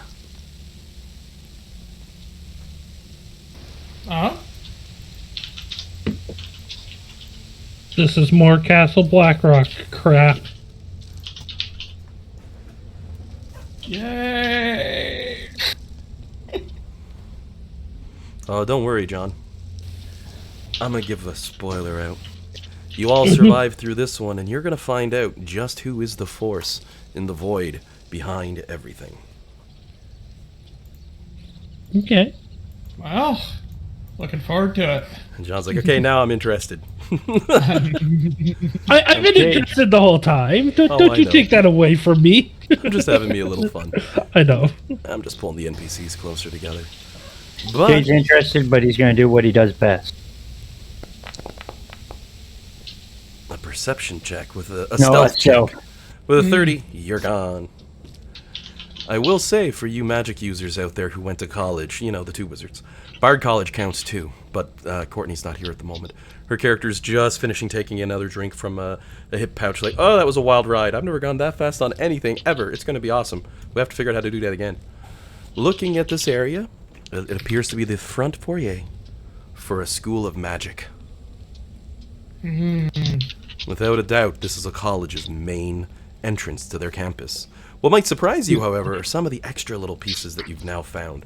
The bones that litter the floor in here, bleached white as they are. And the plants themselves, though certainly were at one point alive, are now frosted remnants of what they once were, sealed away completely. Oh. Anyone is allowed an Arcana check for this one. Sure. However, for our druid friend, you can lean into one of your wisdom-based checks on nature for this one. Can I roll a survival? Yep. Well, nature uses intelligence, which is I get a +7 to that, so I can roll that. But if I was to use wisdom for like survival or perception, that would be. I'd just roll nature. Sorry, I guys. forgot to hit. Are you gonna go? Sorry, go ahead. My apologies. Didn't mean to interrupt you. No. I think we were talking at the same time. Did you say you needed to go? That was what I was about to say, sorry, guys. I need to go. I was banned. Sadness Chan says banned for hiking. I thought you were being serious. I got. Oh yeah, copies. I guess. Well, I don't know where mine. Anyways, we've got succeeding rolls. Sorry. It's okay. All I was going to say is that I forgot to click VTT, but I rolled a 22. Alrighty. With a 22 as Flux walks into the area, because I'll start off with yours first as you peer around. This place gives you the willies. This isn't natural. Someone did this with magic. And the mages are able to confirm, yeah, someone did do this with magic, scoring a 30 on their check. They're able to deduce. Somehow this whole thing was done. Like, was this spell of banishment? But it's Alec, scoring a 20, which was the top out for the nature. As he's looking over the frozen leaf and giving it a tug with one hand as he nods. And you can confirm. You've only ever heard of such magic being used against nature like this, but someone tore this whole place out from the material plane and banished it to hell. The amount of magical prowess that would be required for someone to take an entire magical school, tear it to its foundations, and then seal it away in the 8th layer of hell. Oh, I'm starting. Look, we're talking like what god level of magic power there. Nimbar, and only Nimbar due to his age. Give me another Arcana check. Or is this pre-spell plague shenanigans, old man? Oh, gets that 19 for the break to 30 when he needs it. You hesitate on this one. You've heard of such disastrously powerful spells. The ability to twist all of creation and banish a large area straight to Cania. But it's not 10th level magic. That's an 11th level spell. And you don't even know where to begin, where someone would have been able to cast that. However, judging by the look of this place, the well-kept of it, it does appear to be pre-spell plague shenanigans. Which also explains why magic surges so oddly in this area. It almost feels as though it still suffers from the blight of the spell plague, or whatever disastrous force was used to send it here, held such strength that it has forever warped magical effects on this land. I'm a little worried, guys, because all right, copy Nimbar. I don't know which one that one's the copy. All right, copy Nimbar is going to kind of come over here by himself. Everyone else may want to back up a little bit. Are you going to cast a spell? Because I just cast guidance without thinking, man, and I seem to be okay. Oh, okay. I didn't realize you cast guidance. All right. Okay, guidance is good. Nature-y bullcrap seems good. Let's just... Let's also just check Arcana because this was a maid. Cool. Like, let's just be a little safe. So I'll leave that all with you to think about for next week, since we're now over on time. Prestidigitation has double the area of effect that you normally would have with it, along with incredible potency. Just as a fun fact. That's what I thought. So... Hence why I picked a harmless one. And I will also confirm, because Lulu can be heard complaining at one point, as she walks up towards Flux and bops into her and says, "Oh, seriously, this is bullshit." So the DM is set up a dungeon using the most dangerous thing he could come up with. Needing restraint from spellcasters. And worse than that, the reason why Lulu said it's bullshit, she can't fly. Walking sucks. I just want to hover along and be comfy, but no, I gotta put my feet to the work. Occasionally she'll forget she's walking and just like stand still for a few minutes. Oh wait. No.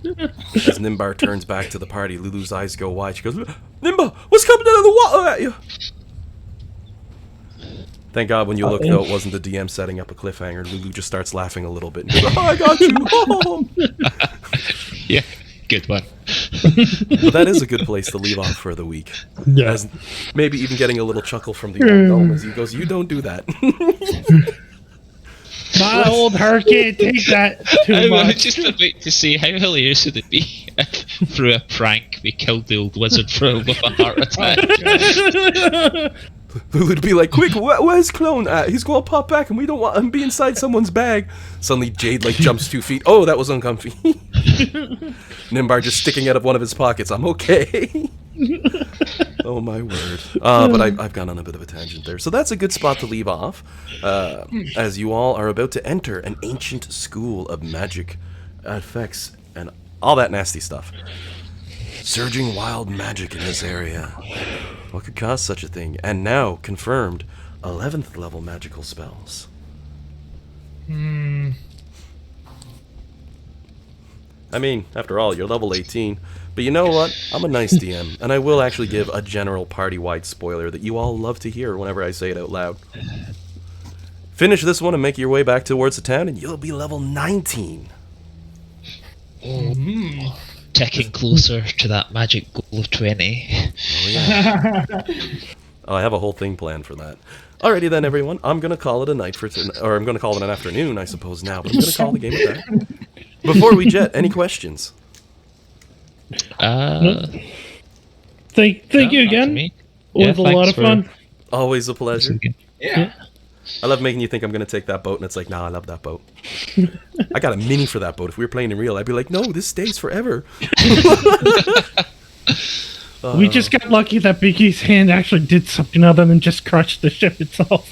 Yep. To give an idea, the ship would have hit Mach 3 instead of Mach 1, which would have prevented communication. You're moving faster than sound at that point. The flip of that is, it might have been the highest speed I ever hit a D&D game, but even this is close to the highest speeds. Too much math, though. My brain's like, stop converting feet to meters to kilometers to hours to minutes. Stop. Just stop for 5 minutes. Stop, please. And then I'm like, no, I have to do another one. They're going Mach 3 now. Who's going Mach 3? The Gold Dragon. He just launched himself. Kaboom. Dude, I'm like, all right, I'm hitting him with this. I hit him with this. How much life you got left? Like 50? I'm like, god damn, level 18 characters. I thought I'd at least knock him back to his human form, but no, he's tough as nails. You can see, though, I scaled the damage as we go, but I digress. I'm just at this point having me a little extra blab because I gotta go get another coffee. Oh, my word. Alrighty then, everyone. Well, I'll call it at this point because I've had my fun. Yeah, thanks. Thanks for the game. It was fun. Oh, my pleasure. Always a great time. And we'll see you all next week as you start another dungeon crawl. See you, Alan. Thank you. My Bye, everyone. Yeah. Bye. Bye.